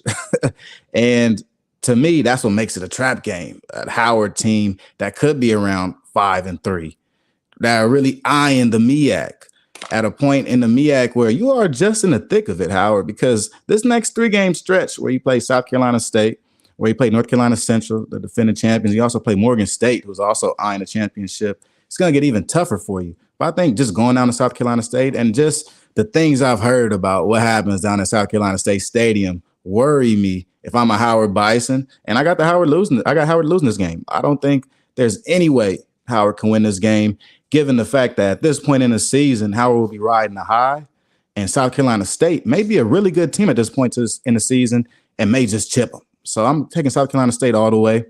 My opinion probably won't change until the week of the game. I feel. All South Carolina State got to do to win this game is tell Jerry to go down there and play pass the peas, and he can hop and bark and do all the things. That's all they got to do. They just play pass the peas and let Jerry hop and bark and do all the little things. So South Carolina State gonna win the game after that too. That's all I know. Oh, great. Just play past the peas. But on the real tip, for me, South Carolina State is a second half team. I don't know what they be doing in the second half. I don't know. They be chewing tobacco. They be drinking the Space Jam juice. They be doing something in the second half. Because the games that we watched, even the FAMU game, they almost came back and won that game. It's just time wasn't on their side. They're literally a second half team. And definitely when they're playing in Orangeburg, it's just different. Mm-hmm. It's just I don't know. It's something in the air. I don't know. It's just you in the middle of nowhere. All you see is cows and trees and shoot. It's just something about that Orangeburg Stadium, man. But definitely I get South Carolina that does, man. Yeah. Yeah, and this next game right here, North Carolina Central. Woo! Yeah. I think we all can agree. Yeah. This team is coming back, man. They got a lot of great pieces. I think they're top. Man. one of the best things in it. I don't think anybody can really argue with that. Great coaching staff.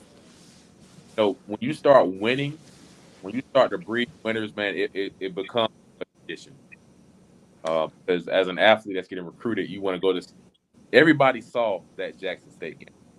Yeah. Every athlete that's getting recruited at HBCU saw that game, and I can speak because this is something I went through. Like I watched these two teams go back and forth with Winston, and like, oh, well, y'all lost to Winston. Shit, I guess I'm going with them.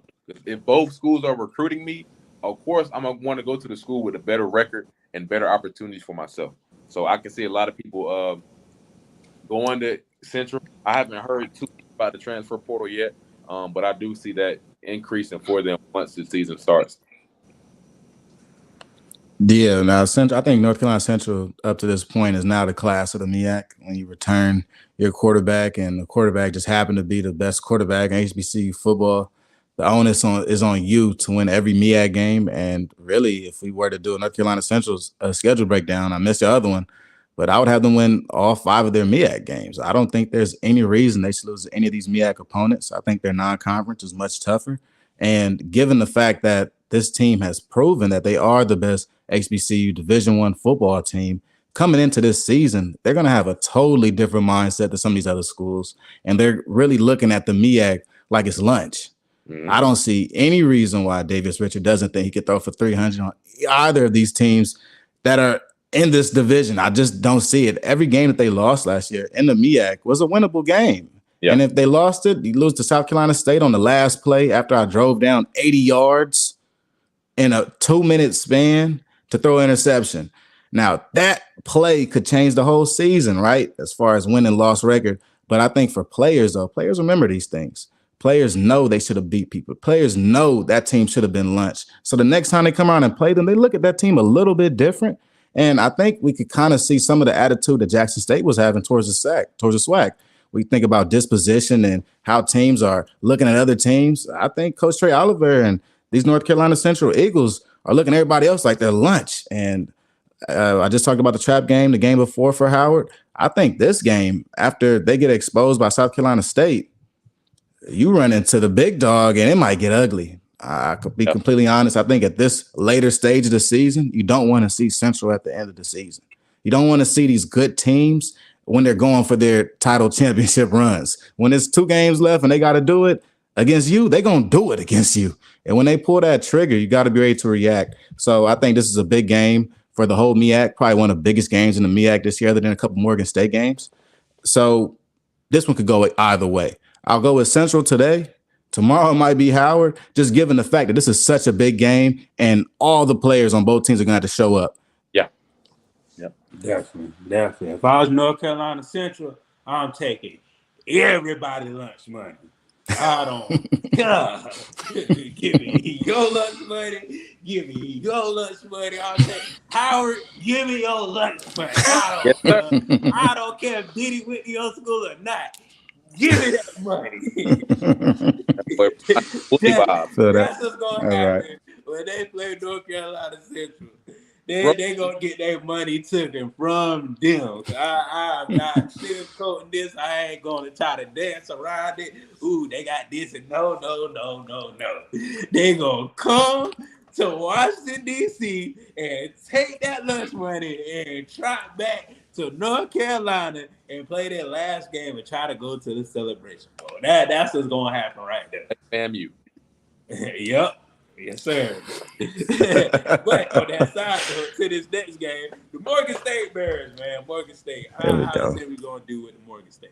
Man? I think me and Kelly gonna flip right. We've been going eye for each one. I actually got them beating Morgan State. Yeah. That's a big one. Yeah, I got it. That's the only one. That's the only one I'm like, because every other game I've gone with the opposing team where it's like maybe they could win this or maybe they're not. And every game I've been going with, North Carolina Central. I've been going with South Carolina State. But this last one, I gotta go with Howard. I mean, I don't blame you. Howard has a very good team. They beat Morgan State last year, 35-6. So they've shown that they can do it, and especially on a big stage, because last year they had to win that game to become co-MEAC champions. Right. Now, and this year, I really have a lot of high hopes for Morgan State, man. What they're doing down there is it's pretty exciting. And going into the season, even just seeing their non-conference schedule, they're going to be playing a tough schedule. They're going to be battle tested. All right. I'm not saying that Howard won't be battle tested, but this Morgan State team is going to go through the ringer, having to, you're playing against CAA opponents. You're playing against a couple Power 5 opponents, but you're playing a lot of teams that are beatable, right? You play against University of Albany, right? You play Yale, you play Stony Brook. These games are kind of like momentum builders to me when we talk about a schedule and really what direction your team's going in. If you on any football team, they always talk about different streaks you have going on. If you play a team and y'all ain't beat them in 50 years, the coach is going to tell you about it all year. If you played last year and they put 50 on y'all will be reminded for 5 days of practice. And to me, Morgan State is going to have that chip on their shoulder. And I think they might take Howard out. I got them beating Howard in this situation. I think Morgan State does a very good job in the MEAC next year. I think they could finish as high as second, really, in my opinion. And really in the MEAC, that gives you a chance to be a co-champion. So, hey, go for it. And the biggest question, though, would be Morgan State's quarterback. We don't know who their quarterback is up to now. I think it'll be Todd Smith's transfer just came in. He looked pretty good. Hopefully he takes a spot. But I'll take Morgan State in this game. And I'm pretty lock and shut on that. I like Morgan State in this game. Jordan Toes and what they got on defense. I think it just might be a little too much for Howard. They might be a little too tough. I don't know. Maybe I think Howard's soft or something. But I think Morgan State just might be a little too tough. I don't know, man. That's a good pick. I don't think anything wrong with it. But I don't know. I got Howard on this last one, dog. Yeah, and yeah, Howard is soft. Just to let you know. I'm just go ahead and say it. They no, not they soft, they soft. Well, this last game, senior night, looking by the state schedule, the way it may roll out, I mean, I don't see they don't have a chance to win the championship this year. They may. It's so hard. I'm gonna go with Morgan State got beat 7-. I'm gonna go with Morgan State, man. I'm gonna go with Morgan State Bears. All right. I'm gonna go with Morgan State Bears. I'll take. Yeah. So, what's the final record? So where I'm at, hold up. Let me go. I got one more win than Kelly got. 4-2. Yeah,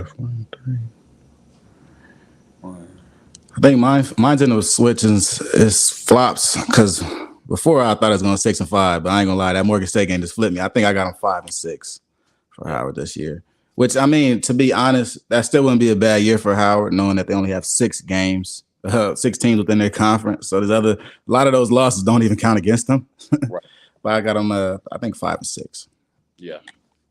So I mean, I got them 6-5.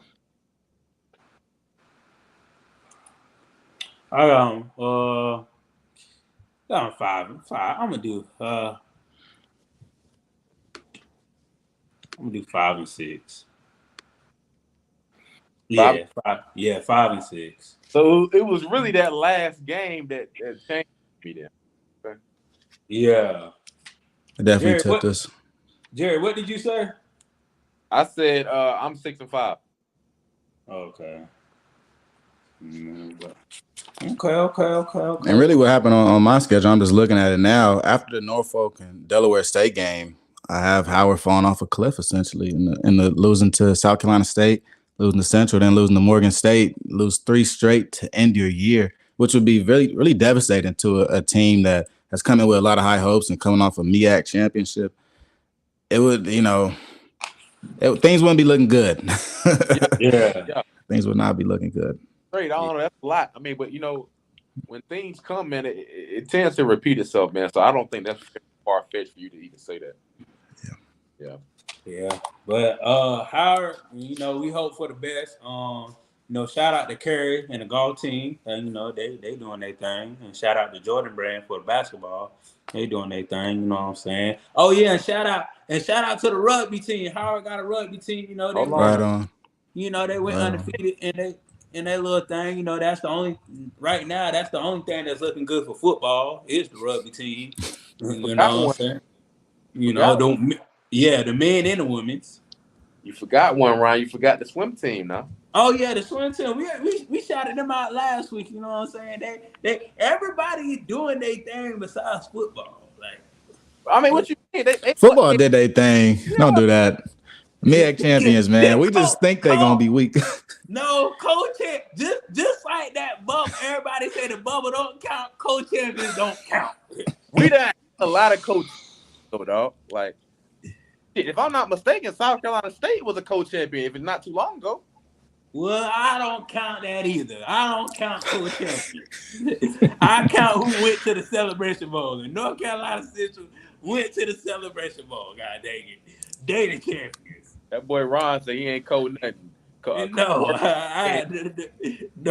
Champion. That boy ain't no co-parenting. He by himself. No. Shoot. We became one. If we gonna be parenting, we doing this thing together. Yeah. Sure. Talk about togetherness and the long running of Alcorn and Steve Maness. See, that's a program that you can put your back on. That's a program that you can say they got something together. That's a program they don't put the spring game on their schedule. Look at that. They doing some good things. They doing some good things. Let's get to that. Yeah, definitely. Now, this first game, woo. Yeah, that's a tough one. That's a real tough one. One of the money games. Yeah, man. Yeah. Somebody gotta get paid. Always. Yeah. Get paid. Definitely. But I can say this. I don't know. I feel like they're going to be competitive until probably third quarter. That's how I feel. Because everybody know how the depth of other teams, you know, especially D1 teams they have. So I think depth is going to get to them. It's going to be a competitive game from the start. But, you know, just, you know, when the game lasts on and on and on, it's just, you know, Mississippi Golden Eagles, they're gonna turn it out on them. That's an L for me for that first game. Yeah, I think so too. Yeah, no, agreed. I don't think they can win this game. Southern Miss doesn't score that many points, but Alcorn's also a team that traditionally doesn't score that many points. Don't really see a room for an upset here. I think Alcorn said just be starting their season off, and maybe they'll play a hard-fought game. Hopefully we see a game like how Alabama A&M played against, I think, Troy last year. They went to Troy, held Troy down for like 2 or 3 quarters. They look decent. If we can see a performance like that, I think that'll be a win for Alcorn. But 0-1 nonetheless. Right. Yeah, definitely. Then they got F. Austin. They go down to Texas. Game on ESPN Plus. What you think about this, guys? F. Austin. I like F. Austin, man. I've always been a fan of that program. But I honestly think they're gonna take an L in this game. Yeah. All right, go ahead and take Alcorn, man. I think this will be their first win. Last year, they had a very good chance of beating Stephen F. Austin. They, not having a punter or kicker last year really hurt them. And really a couple turnovers changed the whole game. They were winning the game by 14 points with 13 in the third quarter. And this was one of Stephen F. Austin's best teams, in my opinion. We're talking about quarterback and Xavier Gibson down there receiver. Just going to Texas for this game is going to be difficult for Alcorn. Well, I think Alcorn could put them on notice and really get a good SWAC win, out-of-conference win early in the season and get things going, because the next week they got coming up against PV is no slouch either. I think the Stephen F. Austin win would be good for morale for the team. Yeah. I agree. It'll be good for that team. I can't see them pulling it out on them. I mean, even last year you said it was a good game, man, but honestly, I felt like Stephen F. Austin really played worse than what I thought they would play. They had a down year last year. They definitely weren't top of their conference. See, the Stephen F. Austin team last year really didn't look like a traditional Stephen F. Austin team. They looked beatable right? And I think that kind of works in Alcorn's favor. So nonetheless, it'll be a great game. It's gonna be down in Texas. Usually these early SWAC games, non-conference games, are always fun to watch. Yeah, definitely. For me, I got Stephen F. Austin. I feel like last year was kind of a shocking to everybody. You know, I think they got what they need as far as Stephen F. Austin. They got what they need. They plug their players in. So I feel like that game. I feel like it may come down to the fourth quarter. It may come down to the fourth quarter. Whoever made the most mistakes. I can't say that. Whoever made the most mistakes this game is going to lose. So, but my bet is Stephen F. Austin. So that'll be for me. It's 0-2. Next game they got Denise. I'm gonna just go ahead and say this: they're going to beat Denise. I feel like they're going to beat them.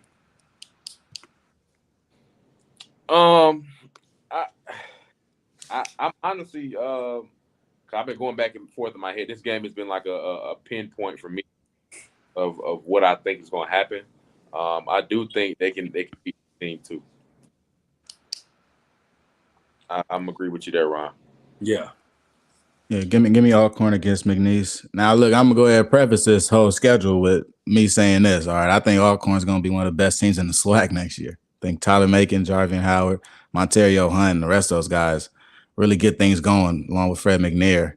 So I will take Alcorn over McNeese in this game. I think that these two games, Stephen F. Austin and McNeese, if the team does not split them, they'll probably go 2-0 against these two teams. Given the fact that I think Jarvian Howard, who has said off the record that he wants to go for like 200 yards a game. He thinks he could go for 200 yards a game in the SWAC. So I think on the back of Jarvian Howard, some of these games just happen. Right. Some of these wins just get pulled through. Sometimes when your running back is like that, all you got to do is hand the ball off. Yeah. It's like, shit, why haven't we been doing this? Right. So I think Alcorn might come to a revelation this next year where you got a running quarterback, a dual threat quarterback, and Tyler Macon. That really makes a defense think, and an all-purpose running back in Jarvian Howard. And you shake things up. And I don't think some of these out-of-conference opponents are really aware of this happening right now and might get hit over the head with it. Yeah, I think McNeese will be the first team to do that. I think that's going to be the start of them, of the role for that season of wins. Yeah. Right. Yeah, right. I feel the same way, man. Then after McNeese, we got Prairie View. Prairie View A&M. That game is not going to be a slouch. That game is definitely. This game right here is a game that's going to go down to the wire. I just feel like I think Menair's going to prep his team from that McNeese game to this game, and I feel like he's going to get another W after this game. So McNair's going to get his first SWAC win against PV. Hey, Bridges, throw Alcorn's schedule up on our screen share. We still got Howard on here. You said Alcorn? Yeah, we only got. Yeah, this Alcorn. Oh, it's frozen. It must be frozen. Yeah, but I only see Howard's on here right now. Hold up. My bad, guys. Ooh.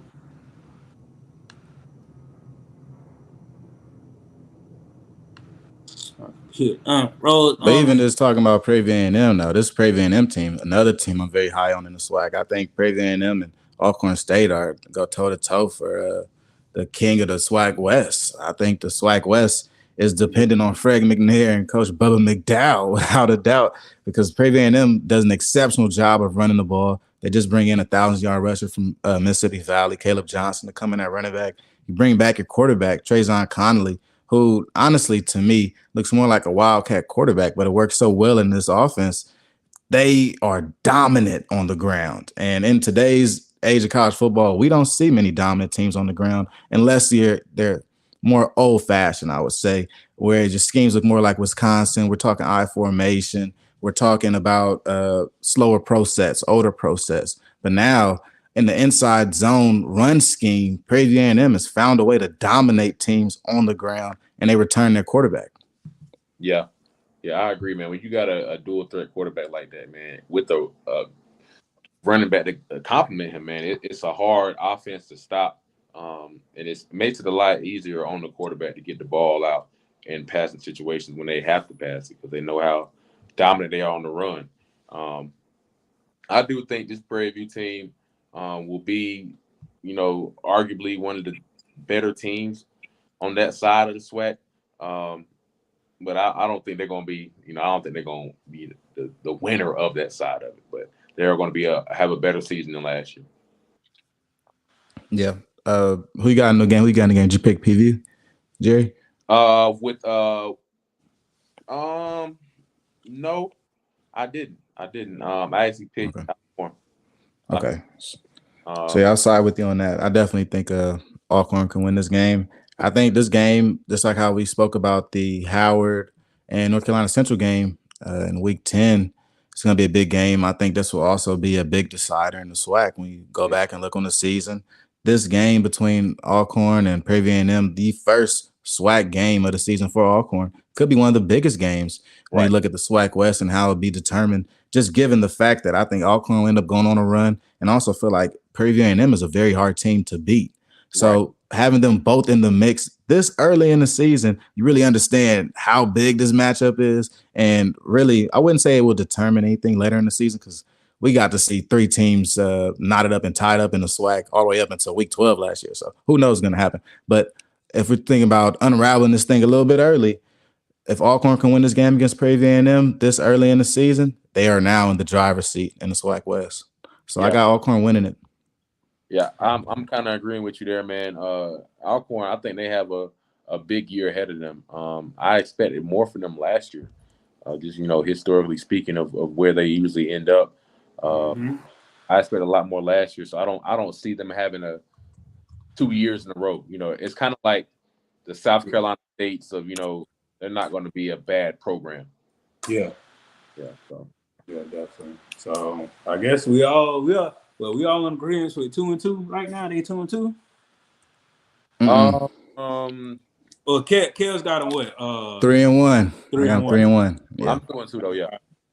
All right. Then we got the real estate agent. Well, the real estate agent up. He played defense in the NFL too, so we can't leave that out. But one of the best defenses he had, one of the best defenses in the SWAC, going against one of the best defenses. This game is going to be tough. This game is going to be in Alabama too. And for me, I feel like I'm going with the defense. I'm going with the Alabama State team. Wow. Yeah. I see this game kind of like the FAMU Alabama State game last year. It's going to be low scoring, and it's going to wait until the end of the game. But I think Alcorn is going to take – I don't know, man. I really have high hopes for this Alcorn State team. I think they're going to beat this Alabama State team, man, honestly, because I'm not too high on Alabama State's offense. Their defense, their defense is great, but if you're scoring that many points, man, I'm not going for it. Gotcha. Yeah, give me Alcorn in this game. To me, on my schedule, this makes Alcorn 4-1. I think the certain deficiencies that Alabama State has on offense is something that's going to trouble them in a matchup like this, where Alcorn State does return their pretty much entire front seven, other than Claude and Chairless. They're going to have a great game on defense, and so is Alabama State.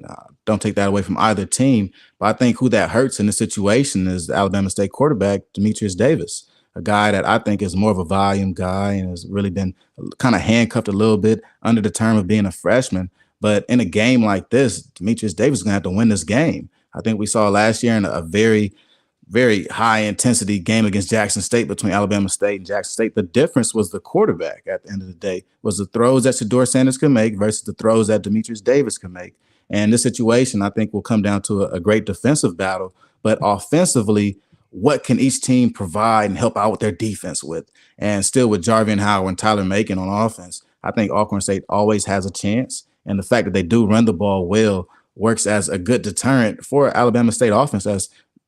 Certainly still trying to get things going in year 2 of Demetrius Davis's reign.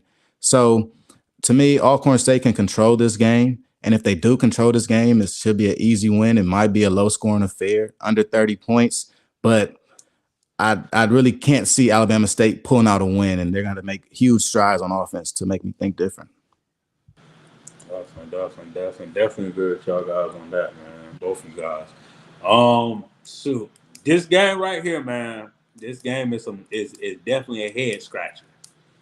Yeah. Uh, yeah, definitely a head scratcher. Here we This is go. Talk yeah, about the G. Yes, yeah. sir. No, not the G. It's the G5 now. It's the G5. So, Better living, homie. Better living. Shout yeah, out to you, yeah. Jackson. Yeah, cause you gotta think about it. They was eating cereal and milk and, and and they didn't have pads and all this stuff. Now they huge and eating good, living good. Yep. Everybody got an Yep. iPad. They can watch plays and study now. You know what I'm saying? So this is a trap game for real. I think this game is probably so far. This will be the best game that they're gonna have so far.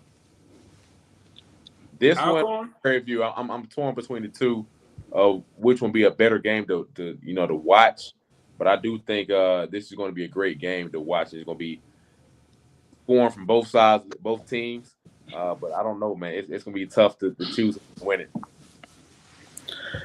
This is, I think we're getting into trap game territory when we start off the season playing against the first 5 games against such formidable opponents, such great opponents. We're talking about all 5 of these games could go either way for Alcorn State.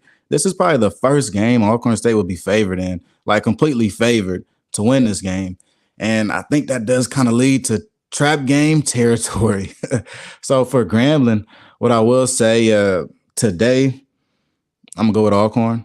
But after Grambling spring game, and we get to see who's going to be the quarterback, whether it be Julian Calvez or Miles Crawley, that'll really make the distinction to me whether Grambling is going to be ready for this game or not. I think Miles Crawley is kind of the guy you go with if you think about winning this year and not trying to still develop another quarterback. So I think that Alcorn State can go and overcome that trap game and win this. But I will say this is a trap game. If anything is ever a trap game, coming to your 6th game at home against a Grambling team who didn't play very well last year. And then if you look past this game, you got Arkansas Pine Bluff, one of the worst teams in the SWAC, and next Mississippi Valley, second worst team in the SWAC. I spoke about earlier how players talk about different teams and how they played against them the last year. Well, Alcorn State, they're pretty decent against both of those teams. I think they actually lost to Valley, actually. But they played pretty well against most of the SWAC, and I know they're looking at those games like licking their fingers. So usually you can see a team or players look past teams. And if they look past Grambling, they look past the G, it's going to be some problems. Yeah. I mean, I agree, man. I do think, like, even though, the spring game, man, I think Grambling's team is going to be a lot different in the fall. I think the spring game is going to be, they look all right, look about the same. But I think once the fall comes and those guys they recruit over the summer, once they come in, I think this Grambling team is going to be a lot better than what they showed last year. I think he's pretty good at recruiting, man. I think his ideas of what he does to recruit, it works in this day and age. But I do think I'm still gonna go with Alcorn State as well. But hell, man, I don't know. I have to see once how Grambling's doing. I think they're gonna do a lot better this year. Yeah, Jerry, I feel the same way with you. I feel like Grambling gonna do a way better job than last year.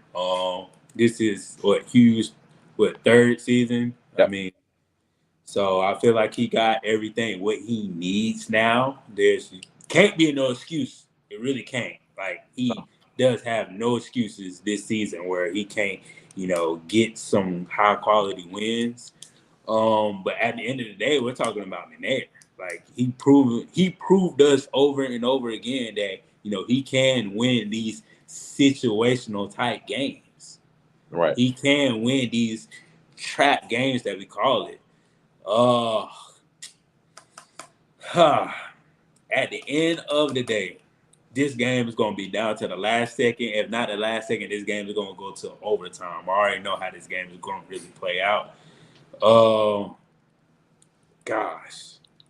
I give that win to Alcorn. This is gonna be their 3rd win against Grambling State going into the bye. Mm-hmm. That's how I feel about that. Yeah. On my schedule right now, Alcorn State is red hot.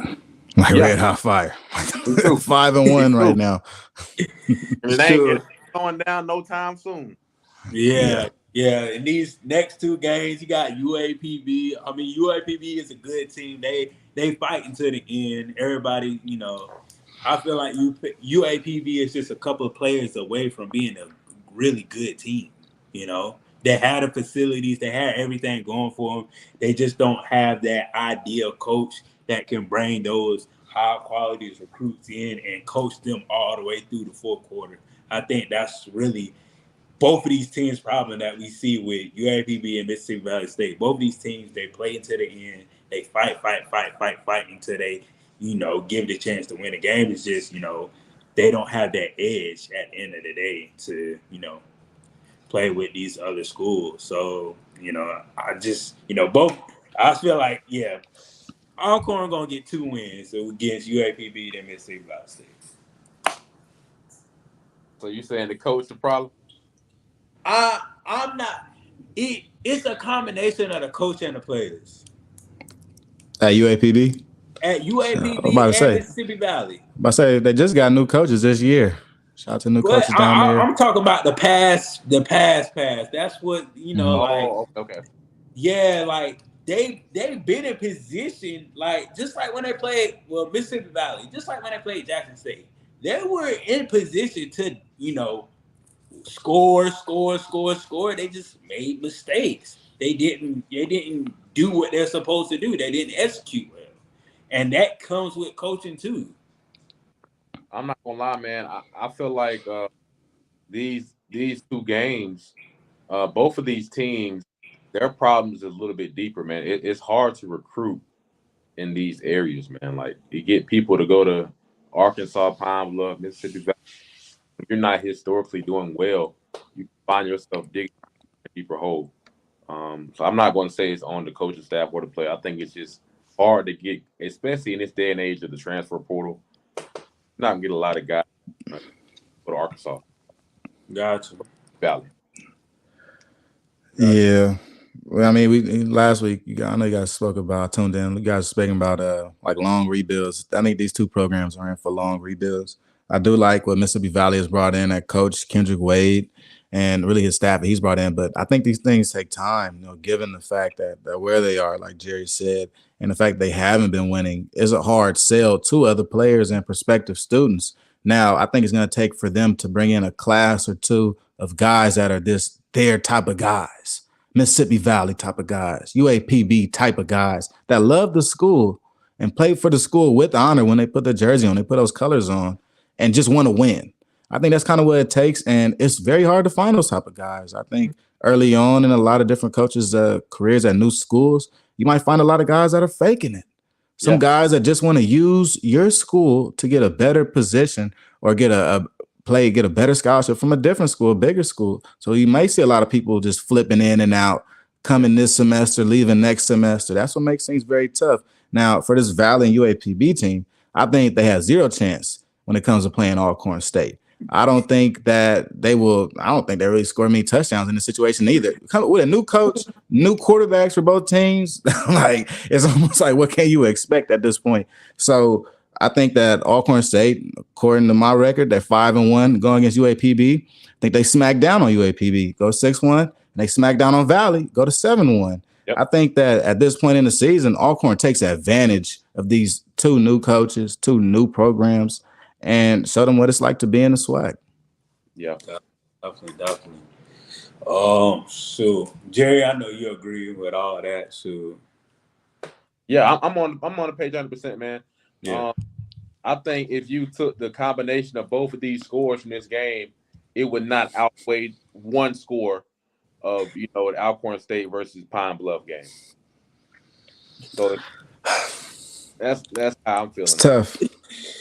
Oh God, kill two birds with one stone. That's all I gotta say. Kill two birds with one stone. Sure, but this next game right here, here we go. Alcorn got a pretty good schedule. They got Southern. Mm-hmm. They got Southern. Now the Southern that I know with Eric Dooley, he's supposed to be an offensive guru. That's what everybody said. I don't know. I think he hard headed because he had one quarterback that was in that wasn't supposed to be in, and we saw the difference against Jackson State. But at the end of the day, he has a different quarterback. He has a quarterback can actually throw the ball that can make completions. Yeah. That was a big thing last year. The quarterback really couldn't make completions like that. So what are you guys looking into this game? You have Eric Dewey, you have McNair. This is a tougher game, man, to predict. I do think with the new quarterback they got in, man, because just watching him play against certain teams last year when he got in after the sub was made, like this dude is not that bad, man. He's actually a pretty decent quarterback. Um, Mm-hmm. a lot better at throwing the ball than the guy they had in before. So I think this team takes leaps on the offensive side of the ball. Um, when it comes to passing the ball, we both know that that's the number one way to score the football in sports. You got to have a quarterback that's passing the ball. So I do think this is going to be a tough matchup for Alcorn, and I I don't know, man. I'm leaning towards Southern on this game, but it's hard for me to choose. I think I'm gonna go with Southern right now. All right, well, this is a game right here. This is one of the games, and it has been for as long as it's been a matchup. But I think that in this year in particular, this is the game. An Alcorn schedule where you have some of your toughest SWAC opponents at the end of the year really makes things interesting because we saw the past 2 years with Alcorn, even when they would beat a good team, the next week would also be just as tough opponent. And sometimes they would lose the game. They couldn't put together games and put together wins. And sometimes in football, that's the biggest characteristic of a champion. When you can put together wins, develop win streaks throughout the year, and use your momentum to win other games. So in this position here, I have Alcorn sitting at around 7-1. This game, we do this sometimes too. This game is a wobbler, okay? Because Southern could also be coming into this game riding on a high, and they're a very good team itself. Now, the difference I think will be in depth as far as these two teams. Now we're talking about later in the season. Injuries can't happen. We can never predict injuries, never, and we don't wish injuries on anybody. But this late in the season, injuries can happen. Things can change. Now, looking at Southern and their position now, after their spring game this past week, Coach Eric Dooley came out and said that the quarterback Harold Blood would be the starter if the season started today. And that's a team with very deep quarterback room, and he chose one of the only returners to choose as his QB1. So just thinking about that and thinking about week 8 or 9 in the season, how that could change, this could be a different Southern team than we envisioned going into the season. And as Bridges mentioned earlier, just with Coach Eric Dooley's decision-making at quarterback, we're not really sure who's going to be the quarterback. We're not really sure what he really wants. And of all these quarterbacks, none of these guys are really of the dual threat ilk like Bayshawn McCray was last year. So it isn't, straight firing when you're trying to figure out who's going to be the quarterback there. So give me Alcorn in this situation because I've been with Alcorn all through the season. I think it's going to be a very big year for them. This is a bounce back year for me, for Coach McNair. And I think if Southern can't figure out that quarterback issue, Alcorn gonna help them figure it out very fast. Definitely. Same here. Like, I feel like Coach Dooley gonna probably be stubborn like he was last year. And I feel like this game is gonna go to the fourth quarter. It's gonna be close, and quarterback play for Southern is really gonna mess them up at the end. And I feel like Alcorn is gonna come out on the top of this Southern team. Definitely. So, I got them boys doing a lot of winning. You do. I got them doing a lot of winning. But this game right here, Andrew Body. Here we go. Quarterback that is a dual threat quarterback that can be mobile and can throw that thing. It's just the question is, what Andrew Body are you going to get? Are you going to get Andrew Body that coach is in the line with? Or are you going to get an Andrew Body that coach is not going to call the right plays? That's the big question. I think this year, man, Andrew Body does a lot better than last year. He's had a year he had that last system, and it's like he has to get better. You know, especially at the quarterback position. And I think it's very important to what he did last year and not make the same mistakes twice. So I think he Mm-hmm. get better, man. But I do not see that team beating this Alcorn State team. Mm-hmm. So they're going to have a great season, but it's just not going to be better than Alcorn State. Mm-hmm. So I got Alcorn State winning that one. Gotcha. All right, well, go ahead, cue up the trap game music. I think this is probably Alcorn's second trap game, even going from that Grambling game, given the fact that Jackson State is the next week. It's going to be Jackson State senior night. It's going to be the last game for some of these seniors that decide to come back and guard the yard. So that's a big game for Alcorn and thinking about in perspective.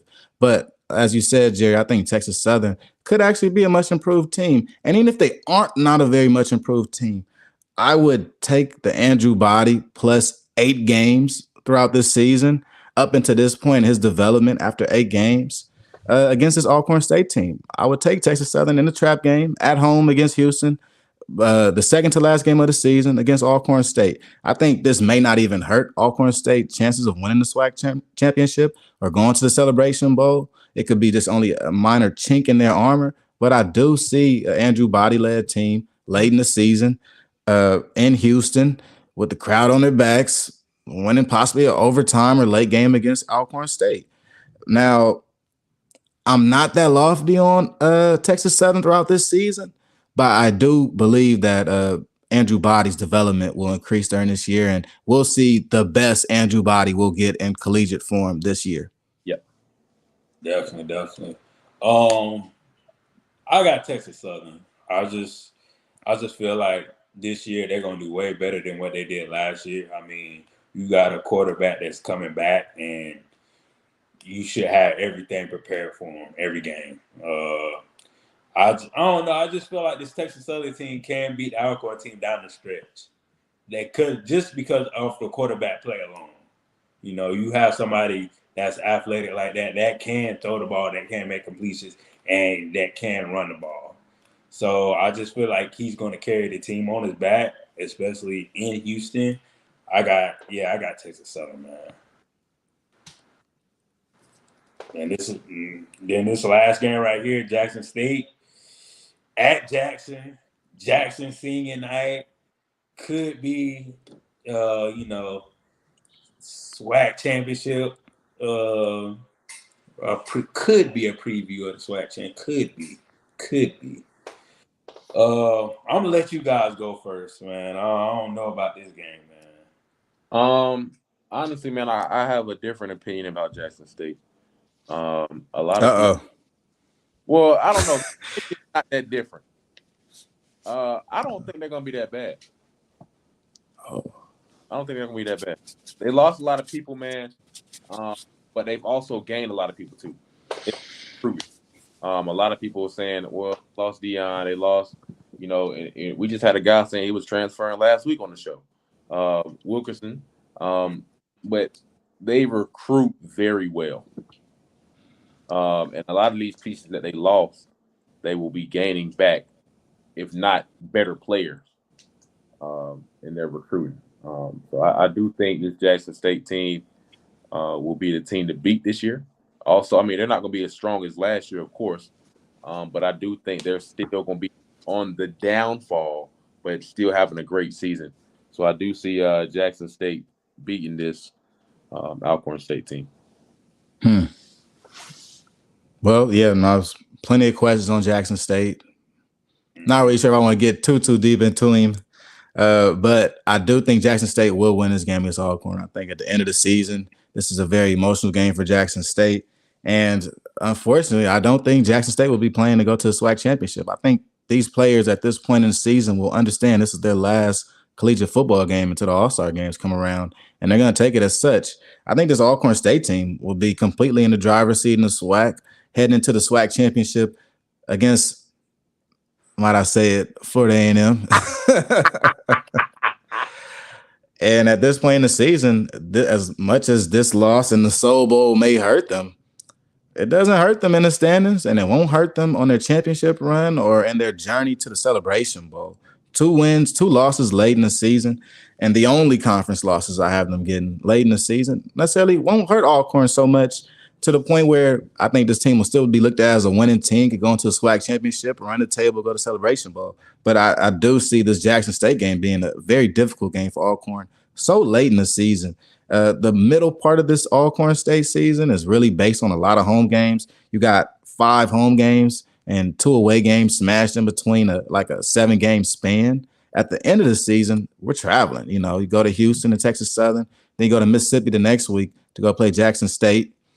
And as much as Jackson State may not be too far from Alcorn, that home stadium down there at Vets is different. And these players at Alcorn have played there before, and they understand how different it is. And I think this might be one of the most electric stadiums in NCAA football. Going there the last week of the season when all the families and friends come out might not be the best idea for Alcorn State. Give me Jackson State to win that last game of the season. Yep. Oh, shoot. I'm going to go ahead and say it. They're going to lose this damn game. Who? Jackson State. They're going to lose this. They're going to lose this damn game. What's going on, man? You got to tell us what's going on in your head. Everything relied. I mean, it's going to be a new offense, I know that. But my thing is this. At the end of the day, we had Savion came on the show. And when he said he was out, that running game totally changes. Yeah. You don't have a 4-down back. You don't have a back that's it's 3rd and 4 or 3rd and 2, and you know he's 9 times out of 10, you know he's going to get that first down. Or it's 4th and goal on the 2-yard line. You know he's going to get in the end zone. That running game changed for Jackson State tremendously. And it's hard to find a back that can contribute like that in any level of football. Any level. It's hard. Fam, you still trying to find a Bishop Bonnet. That's a different style, though, dog. It may be a different style, but at the end of the day, it's hard to find a back that can contribute to your offense. I mean, I'm just saying, the running game is very important. And if you lose somebody like that and you was expected them to stay and they enter the transfer portal, now your offensive scheme changes up. Now your game plan changes up. Because you only know that your running back is like that when he's battle tested. When you know, like, okay, I can rely on this dude every down. Or I can rely on this dude when it comes to 3rd down. Or I can rely on this dude when it comes to 4th down. That's my thing. That running game just changes the whole thing, and I feel like Alcorn can come in and take advantage of that and win this game. I'm gonna have to disagree with you there, Ron. Being that that's the position I played in college, man. I think that position, not taking anything away from Savion, he's an amazing athlete, but the position of running back is I think it's easy to replace.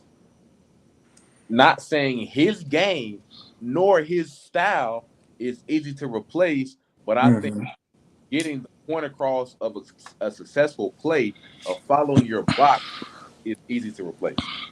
So you can get a guy to get the job done. I don't think that's hard, but it is hard to replace Savion. But somebody that's serviceable, I don't think that's hard to replace. Yeah. I just say that I think Savion Wilkerson, along with Shane Hooks, too, 2 guys for me, at least for Coach Prine's program, were program builders. You know, guys that not only were here for 1 year, then just transfer here to go here for a semester, or guys are supposed to stay and help build this program. Now, I will say Jackson State has brought in other program builders, guys like Esaias Guthrie, that are definitely pillars of a good football program.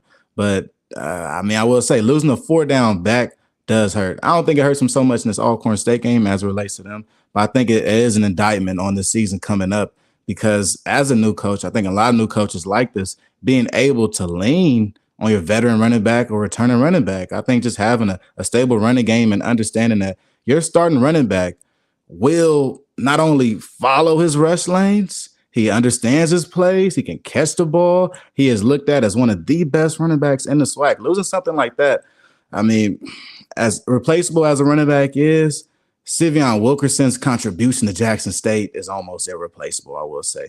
Just given the fact that he was such an all-around guy, and it was more like just when in doubt, give it to Sivion. And I ain't gonna lie, this whole offseason has kind of been a little in doubt to me on the Jackson State team and how their player performance will be. And Sivion Wilkerson, to me, was that one shining light. It was really surprising to see him hop into the portal. Yeah. I mean, what I can say, to kind of rephrase what I said, Savion is hard to replace, but the position of running back is replaceable. Right. Gotcha. But as far as me, I got them boys Alcorn at 7-4. That's what I got them. Right? That's exactly what I got. And we looking at 2 losses. Well, no, I got 3 losses on here, so that'll make them 8-3. 3. Okay. Yeah. 3 ain't bad. 3 ain't bad. 4, 5, 6, 7, 8. Yeah, 8-3. 8-3 SWAC championship though. Okay. SWAC. There we go. I got them coming out the SWAC West. To be honest with you, they looking like the team that's gonna probably be in that championship, man. For real. Oh yeah. On the championship game, yes. Celebration Bowl, I'm not in that same boat. Yeah. It'll be a fun Celebration Bowl. I think that, having Alcorn State back in the Celebration Bowl would be a little fun. Might add a little nostalgia. Nah, I'm good. We see that long enough. Nah, I think what I want to see is a Mega Sci-Fi. Oh man, sure, but man, this is a good show, man. This is the second show we went over 2 hours. We really don't go over 2 hours, but Kels, let the people know where they can find you at, man. Because I know you got a channel. I know you got everything going on for you with HBCU thing. Let the people know. Yeah, for sure. Follow me on Twitter and Instagram at Kelly Flicks. I'm on there always giving my opinion about stuff that I shouldn't be giving my opinion about, like football. Go ahead, check in with me. Different reels. I go live on Instagram, and then also on the YouTube side, Lace Up Podcast Network, man. That's where you can find the rest of my lives. We got the Bet on Black show where we bet on only Black coaches. We do that every Friday. Don't forget to tap in with us. We'll give y'all a parlay of the week. Last week, our parlay did pretty well. We bet on a couple women's basketball teams, and we bet on XFL. So tap in with us, man. Quick little parlays, $20 parlay, bring out 150, bring out 500, 600, whatever you want to do with it. We're going to keep this going throughout the season. Right now it's basketball season. We'll keep it all the way going through the fall. So don't forget to check me out on Bet on Black. Definitely. The pre-snap read is going to be betting on grandma cooking. What grandma cooking best. That's what we parlaying on right there. Grandma cooking, goddamn. That's right. Top in mind. Yeah. Jerry, what you got going on, man? What you got going on? Hey, man, I'm looking to go back home this weekend, man. See the fam, man. I ain't been back home since I don't know how long, man. So looking forward to that, man. Ain't nothing else really going on, man. We got the spring game coming up, so it is a charge. Spring game. That's good. Good on y'all, man. We may not we don't need your money, but we sure do love it. I'm gonna say, we don't like change a lot, Yeah, we don't like the money that rattle. We like the money that fold. Fam, you like that money. Rod, to speak, I want to talk about that type of change, but we can go with that. Yeah, we like the money that fold, them checks and them dollar bills. We like the money that fold. We don't like the money that rattle. You know what I'm saying? But if you give it, we'll put it a part of. We'll put it over there with the rest of the money. I got a couple of things coming up. Going to be at the spring game, FAMU spring game. Nice. We're going to be on here every week, man. Check us out. Please subscribe to the Bridges on Top channel. Please follow Priest Not Read on IG and Twitter, man. If you hit me up, I'll definitely hit you back. And, y'all be good out there, man. And RIP to Kofi. He had his funeral last week. It was good. FAMU band played for him and everything. It was a good going away ceremony for him. And just make sure you call your loved ones. Make sure you keep them tight. Make sure you keep them close to you. And y'all be good in YouTube land. Peace out. See you guys later. Peace.